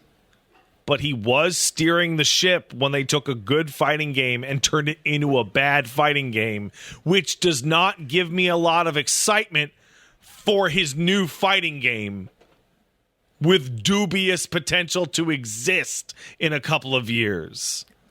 I think so. Fair enough. I'm going to say at best case scenario, worst case scenario, you have this thing that, like, they throw the ball out, they take their ball and go home, and you get dumped out the way the last SNK CEO did, who resigned not long ago, by the way. Who the fuck is Michael Murray? Who's the guy in charge of Tekken now? Then why are people saying that Michael Murray was the director on 7 and 8? Because and Harada was what, a producer? Yeah, because Michael Murray was part of the new team that was taking over. He was a part of he was always there, like, next to Harada in a lot of the interviews and stuff. And Michael Murray has been the person who has been talking about it, and people have been directing the messages to him. And there's been a lot of the drama has been cycled around him because he was more involved with the direction of the series than Harada directly. Then I'll have to change my perspective on this. Because if that's the case, then Harada should actually come out and be like, this is the game I wanted to make for Tekken 8. And but throw Michael him under Murray the bus. Stopped me. They're not, yeah. So no. He was his translator for many years, and obviously they became tight. And he went from being translator to being the dude running it, Regardless... Be like, do like fake contrition and be like, I'm very sorry with what happened to Tekken. It was my responsibility to stop him, but I wasn't strong enough, or something like that. Oh my god. Anyway, so all I was saying is, worst case scenario, he gets done like the last SNK CEO and tossed out like yesterday's fucking trash when it's most convenient for them because it's we're playing with the toys and then we don't want to play with them anymore. Yeah, no, these aren't business decisions. These are whims. Whims. They're whims. They're 100% right. whims. And I would feel very nervous basing my future on a whim. 100%. And yeah, best case scenario, you make a good game that people feel weird about supporting. Like that's it. It sucks. How many rapists are going to be in this game? Oh boy. Well, we've got the fact that I have to ask that question is not good. We've got a bar to clear. The bar is 0. The bar is not 0. The bar is not 0. It's not. No, you got to clear that bar. You got to get under 0. Some Tekken enthusiasts would say that there's certain Marduk endings that would put the bar at not 0. Okay, let me try this. How many real life rapists are going to be in the game? There we go. Now that's important. Yeah. This got announced pretty much right before we started, and I was like, God damn it. Also, fuck, it's called Versus Studio. Yeah, you should sue. What the shit, man? Damn it. Boo. Anyway. Well, other things are you want to talk about cancellations. I mean, shit's getting canceled left and right, and Sega. What'd I do? Sega has announced that it's canceling. Never mind. Okay. Super Game. Now you're good. I'm good. You're good for now. You get canceled when you're doodah, when you're declared doodah. Yeah. Super Game was the big online AAA Sega game that was being planned. Yeah, and it was they were talking up that it was going to be the massive heads and shoulders above normal games major project that Sega was, I guess, going to try to like jump back into the spotlight with. You know what? I kind of never believed this thing was going to come out. When they announce it alongside new Jet Set Radio, new Crazy Taxi, new absolutely all these other things, and you get the glimpses of them, then I'm like, okay, seems like stuff's happening. And also, whispers behind the scenes confirm that people have seen hands or eyeballs on some of these projects existing. Yes. And that's why I thought it was going to be canceled. Because I couldn't get a single detail out of nothing on this Super Game. This one. Yes. From nowhere. I can confirm eyeballs have been laid on Jet Set and on some of the other things. But, yeah. Mm-hmm. But for some reason, the Super Game, the one that's so important, like Titan, like nothing, like just nothing. Could have been a super security lockdown situation, but it also easily could have been a, like, this will bankrupt us again if we go forward. Yeah. So maybe not the worst cancellation in the world, all things considered. Maybe not. Climate considered, everything considered. This is going to be Yakuza Online again. I think, the pitch was essentially that it was going to be a Sega super crossover game, right? With like all of their major titles and everything coming together into one big thing. Which, I think Smash Brothers is like the yeah, but it would have had a heavy online component. So I think they were they're trying to pitch a fucking MMO, and then someone smart there was like, what are you fucking doing? Also, you already have 2 MMOs. With Phantasy Star. Yeah, but this one would have Shadow the Hedgehog in it.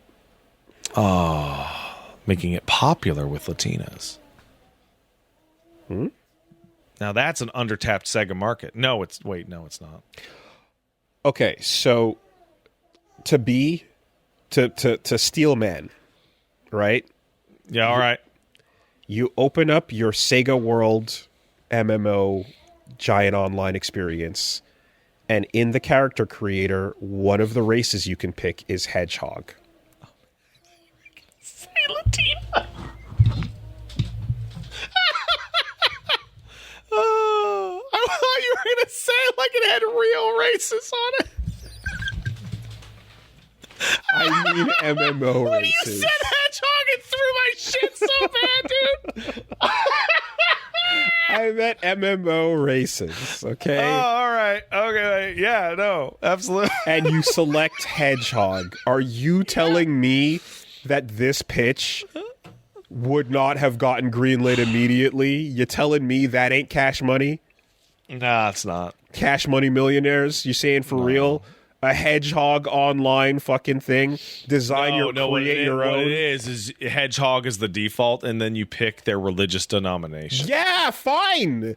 But you create a hedgehog is fucking money, bro. Yeah. I don't know if it's break your company bank open money, but it's big. It's something. Embracing the OCs, giving you an official means to do it. I would try to avoid gigantic possible company ending risks. They haven't had the best success for that for like 30, 40 years. Oh, did Sonic Forces have the create a character, create a hedgehog? Yeah, it did. It was like that game's biggest exciting feature. Well, you know. Okay. Fair enough. How many choices did you have? Was it really could you get in depth? Could you make him I don't remember. Me and Paige played it once and it was that game's mid. Can I make Prego Shino Kai? No, you cannot make Prego Shino Kai. And that's why they canceled it. Because people kept asking them, can I make Prego Shino Kai in this new Super game? And they're like, no. Well, I mean, what am I paying for? I'm paying my sub specifically for that purpose. And to stare into the depths it's like of the Big look the Cat. on it's like the look on Yoshi P's face every time somebody asks him about a butt slider for character creation, and you just see the light go out. Just the anime light fades. every single interview or fan question thing for like 10 years, it's come up every single fucking time, and just every time it's like, oh, fuck. Yeah. I think it's quite straightforward in that you have a character select, and then you select your race, and your different races are, secret Korean, secret Chinese, secret Yakuza, Hedgehog, and Rudy.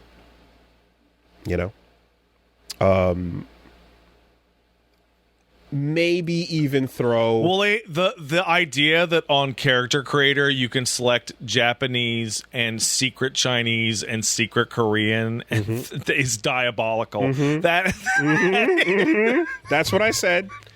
that is, oh man. And then throw like Hugh Cast into the mix. Weak to fire, weak to ice, weak to electricity.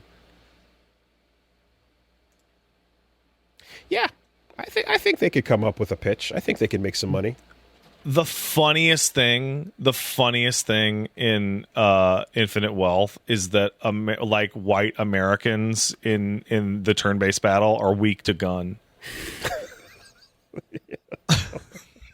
That's a statement, man. That's a fucking funny, dude. Jesus Christ.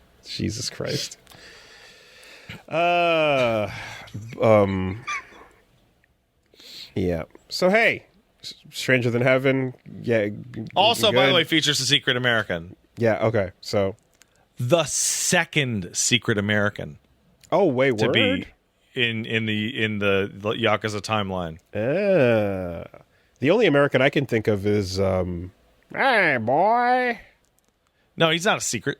He's out and out. He's also a Brit. Oh, he is British. That guy. Okay. Yeah. Okay. Yeah, no. There's a secret American that's been introduced. Interesting. And then beyond that, there just a little update from last time, but eBay has rejected GameStop's proposed takeover. Yeah, where are you going to get the money? I don't know. Okay, well, fuck off then. The bid has been deemed neither credible nor attractive, which is that's hard. You didn't have to go. You didn't have to. That's exactly what I just thought. Like, you didn't have to do that. Oh man, you could have just rejected it. But putting the statement out that says neither credible nor attractive is fucking wild. Didn't have to cook him like that on the timeline, bro. That's really good. I like that. Yeah. I'm reserving any thoughts about the new Devil May Cry trailer till when it's out. I'm not touching that shit with a bull. No, not touching it. I got nothing to say. I'm out. I'm so out. I saw a single screenshot, okay, and I was like, "Fuck this, dude!" Wait. Okay. Was it Dante fighting Virgil in front of the Washington Monument? No, it wasn't that. Because I saw that, and I was like, yeah. It hit me like a flashbang. No, dude. I saw the little tiny piece of Virgil's incoming character assassination. So we saw a lady become a psycho. Yes. Mm-hmm. And I saw Virgil talking to his mom going, "Why can't I be as good at everything as Dante can?" And I went, okay. I am out. Okay, that's not the one I caught. I can already see the whole arc and plot, and I am not interested. Boy. Okay, I didn't catch that part. Not interested. The bit I got was the voluntarily getting his Nilo Angelo DT from Mundus. Whatever. And but yeah. Okay. All right. Whew.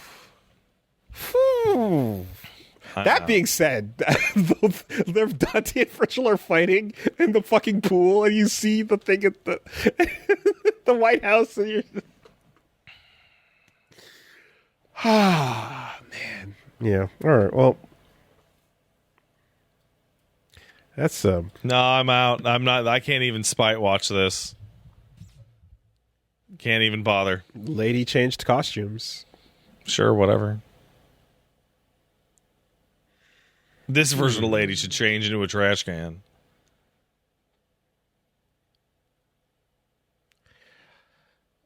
Apparently, season 3 confirmed.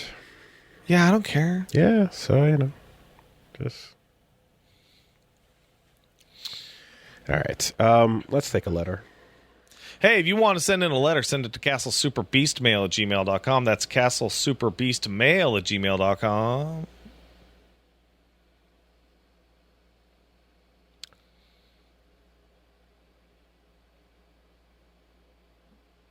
What if all of this Shankarification were being done to Dino instead? It kind of is.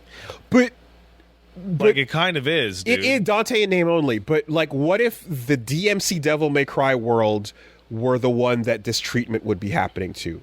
I feel like the whole political subplot be any subplot different, honestly. It's the same type of mental gymnastics and aesthetic choices. Because it feels like that setting is more receptive to the Bush Cheney era subplot you're introducing. So with the Fox News Barbus segment and all that stuff. What I think is happening here is you're actually getting Dino-fication of existing Dante. Mm-hmm. Because a lot of stuff, even in that first season, was very clearly inspired by the DMC Devil May Cry reboot. Like the crassness, the language, the way Dante acts. You're reading it as they took that. And now we're filtered. finding out that Virgil is weaker than Dante and has an insecurity complex, which makes him just Fedora bitch Virgil. Yeah. Because I'm basically just going all the shit that doesn't work here doesn't work. But it's when I think about that original game and what that was swinging for, it fits more into that world than it does the original. Oh, it absolutely does. I think he's adapting DMC Devil May Cry into the original continuity with this stuff. In a different way. Yeah.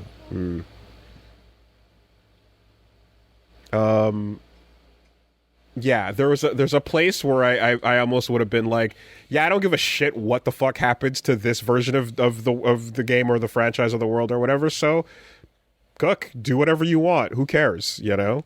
But that would never happen. Anyway, all right, let's see.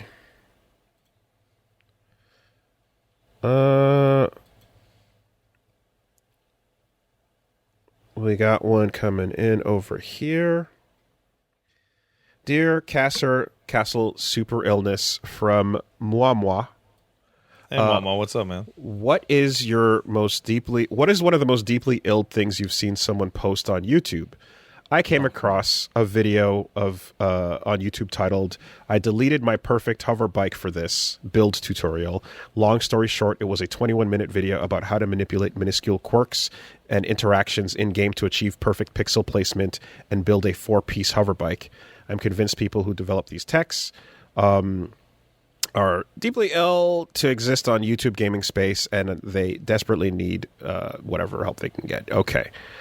I feel like this person has asked a question unaware of the scope of the wording of their question.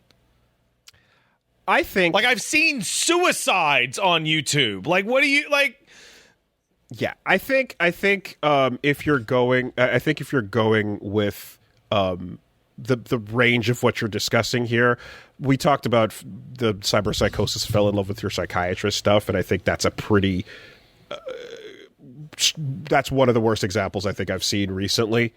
But when you're describing anything like this, though, I always kind of question it, because if you're telling me there's a video of it, then it's like, well, the video is the point, not the content, right? Anytime someone builds anything or makes anything and then destroys it for a video, it's like, if the point was the video and then that got shared, then what was lost is almost inconsequential, because the content was the final product, which is the video you watched. This is a bad email. So this email is from a person who is too young to remember that YouTube used to be completely unmoderated. YouTube used to be like a more chill version that was easier to upload than something like LiveLeak. Like, when there was a split back when it was Google Video and YouTube, and shit was different. I seen a lot on the YouTube. I seen a lot.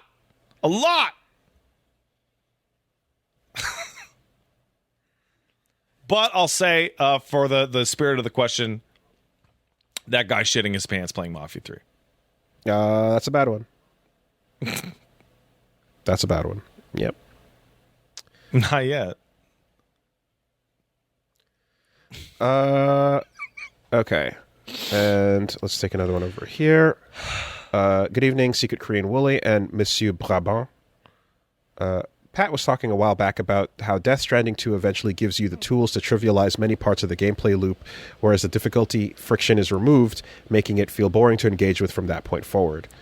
I use this example to say, I appreciate when a game has great counters for high-level play. My go-to example is playing as a psychic in the game Caves of Cud. A high-level psychic is able to create copies of themselves, teleport across the map at will, die and go back in time to not die, kill enemies without even seeing them. So to counter this, the devs implemented a mechanic called Psychic Glimmer, a stat that increases along with the player's mental stats, which is essentially how detectable your psychic presence is. At high enough levels of Glimmer, other powerful psychics will come and kill you and absorb your mind, to become more powerful in greater numbers as Glimmer increases. Side note, you can reduce your Glimmer by mentally dominating your pursuer, then using their body to kill yourself and continue the game with this new body. What are some other games like that have great counters to high-level play? Kingdom Hearts 2. Mm-hmm. Kingdom Hearts 2 has a function called the drive mechanic, where you can get into a super powerful mode for a limited time. And every time you use it, you increase a hidden counter. And when that hidden counter trips, the next time you hit drive, you turn into anti-form, which sucks. And you can't get out of it manually. You're just trapped in it. Interesting. So if you abuse drive form a lot and try to drive against the boss, you can end up getting into the suicide form. Interesting. Okay. But you can still play. You can still play, but it's really bad. It can't block. You can't get out of it. Your defensive options are highly limited. So, I just talked the other day about in Bridgeborn when you run out of mana and instead of stopping you from casting your spell, it just makes Reapers appear. And Good. the more you cast, the more Reapers appear. And so you can keep overcasting, and then you just decide if the spell cost is worth it to have more enemies on screen, I'm going to trigger more enemies to do this big spell. And it doesn't seem like there's an upper limit to it. You could, as far as I could tell from that demo, you can just keep going until stronger, bigger, crazier amounts of enemies are popping up. So I find that super interesting as a design choice. And yeah, on a very basic level, I think that games that have like input reading and shit are really annoying. I find that always kind of a dog shit way to go. But I really enjoyed when I started getting caught by roll catches in Souls games, where it was like, no, the timing of this is specifically meant to fuck with you trying to avoid where you think it was going to be. That was a pretty straightforward counterplay thing. I mean, I remember testing it out on Margit and being like, okay, in a neutral setting, if I hit square, what happens? And the answer is he throws a dagger at you. Like it's like a 1-to-1 reaction. There's you can literally go and play some fucking arcade mode Street Fighter shit where you stand at a certain range, mash jab, and just watch the computer go into a break or go into a set. Every distance has a different action, and as soon as you jump, like frame one short, walking forward shoryuken or walking forward flash kicks type shit, etc. But yeah, I don't know much about Caves of Cud, but this example sounds insane. I know it's made out of text. Is okay, because this sounds so in-depth and awesome that I'm kind of like... Let me get you a video. I'm looking... You know what I'm watching? I pulled it up. I'm looking at screenshots of it. This makes more sense now that I'm looking at how basic its visual display is, because that's such an in-depth thing that... seeing how simplified it actually is in gameplay. It's not made out of text anymore? I'm seeing... It has graphics? I'm seeing visuals, but they're very, very basic. Oh, wow. It used to be made out of letters. Like a Dwarf Fortress. Oh, like Rogue. Yeah. Okay. Nah, man. That's a fucking super interesting scenario and setup for what's possible. Caves of Cud, and it makes me feel kind of bad about myself, because I look at it and I hear all these great things and I go, wow, that's incredible. I need my games to have graphics. You can't get past it. I can't get past it at all. Okay. I can get past it if the narrative that's happening is super compelling. I can play a text-only game if it's written really, really well and entertainingly. We never covered something that came out last week. Have you heard of Zagreus' Journey? No. It's a very simple mod that hit 1.0 for Hades 2 last week. It just jams the entirety of Hades 1 into Hades 2. Playing as Melanoe? As Mel. Yeah. Ooh. Wow. That's awesome. It is officially approved. It is officially endorsed / approved. Holy shit. And the way that it works is you just go through a little portal, and all of the Hades 1 upgrades and systems have been reintegrated into the way it works in Hades 2. And a couple of story events have been removed and changed because it doesn't make any fucking sense for Mel to be talking to Persephone that way, yada yada. Wait, there's actual dialogue? It's not just like gameplay? The old dialogue is there, just Mel doesn't speak back. Wow. I believe she's unvoiced. Fuck, man. Goddamn Pokemon Gold and Silver. That's incredible. That's super cool. Yeah, so it's like the Hades 1 dialogue is just Malinois doesn't respond with Zag's voice, right? Are people calling you Zag as you walk around? I'm not certain. Maybe that part's cut out. I haven't used it yet. But it's with Mel's weapons, so you don't. God damn! You're not using the Hades 1 kit. That's amazing. Fuck yeah. Okay, and officially, and it has all sorts of integrations so that everything works together, and incantations through the Hades 2 system to work on. Oh, she's standing behind Zagreus as his stand? Are you serious? Is that how that works? Wait, what? I'll have to mess around with it. He's there and she's Okay. I gotta take a look. Okay. But yeah, no, it's fucking cool. Yeah, I almost don't want to. It also kind of pisses me off because, like I play Hades 2 on the PC and on the Switch, and like, well, I'm not playing this fucking version on the fucking Switch, right? Mm-hmm. Yeah, with the mods. I want to ask follow-up questions, but I probably shouldn't, so we'll leave it at that. But fuck, that's an amazing mod. That's incredible. Yeah, how many games? I mean, this is unofficial, but do the gold and silver bit? You said very few. Yeah, I think you said Divinity did it. Not Divinity. The fucking peasant simulator you were playing. Wasn't that KCD 2? Yeah. What about it? Did that do the thing where the old game's location was just right there? No, absolutely not. No? Okay. I feel like another game you were talking about not too long ago had the old game just sitting right there and you could walk over to it. Yeah. Anyway, that's fucking awesome. I'm gonna mess around with it at some point in the near future.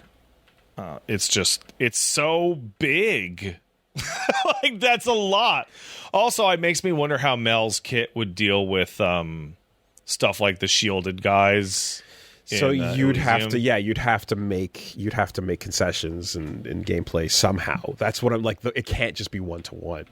You know, it'd have to be like approximations. I'm sure, but yeah. Anyway, we got a cutscene here. Well, you find a better email than that piece of shit. Let me see if I can. The Caves of Cut email was fine. Oh, I forgot about that one. We just talked. That's why we're talking about this. I forgot. I was just thinking of the shitty one. Yeah. Okay, so I'm watching a cutscene with Meg right here. She's talking to Zagreus. Right? Mm-hmm. Oh yeah. Here's the character portrait just has Zag like talking, and Mel is standing behind him. Huh. Yeah. I'll get you a photo here. No, I get it. I guess I'm just wondering if there's like a lore reason for that or not, which again, I don't want to know. Leave it alone. I'm fine. No, I seriously... Yeah. Well, it can't be a lore reason. It's a mod. Okay. So he does all the talking, but then the game... He does all the talking, she does all the fighting. And then she just continues playing. I see. Okay. Yeah. Incredible. Okay. Yeah, if you want to go for one more, all right. Dull asks, salutations, Violet Pat and Wooly 2 Dope. When playing a turn-based RPG, do you prefer to buff your party or debuff the opponent? That is all. I debuff the opponent.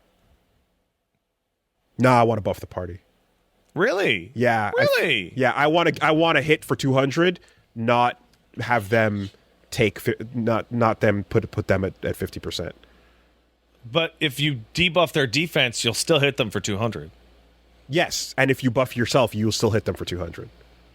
So here's my mentality. It's a question of feeling. So for me, it's not a question of feeling. It's a function of assuming efficiency. So assuming that every action I do is 200% buffed, and it's not like only certain attacks or certain things. So for me, it's I only have to debuff one boss, but I have to buff multiple party members. Okay. For me, I guess I'm kind of conditioned into thinking like there's so many times where I'm like debuffs on bosses don't work.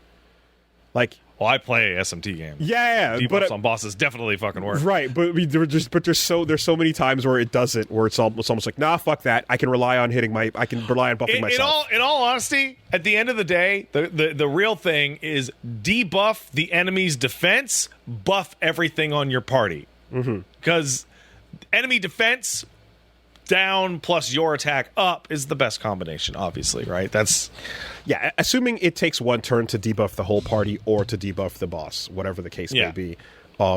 If it's so we're both giving reasons that are based on fucking prior trauma, Yeah. But if it's all the same thing and it's just a matter of feeling, I like buffing the team up more between the two.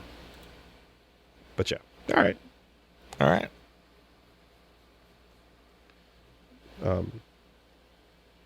Did we finish? No, that's it. That's good. Time to fucking debuff this podcast and have a good week, everybody. Get the fuck out of here.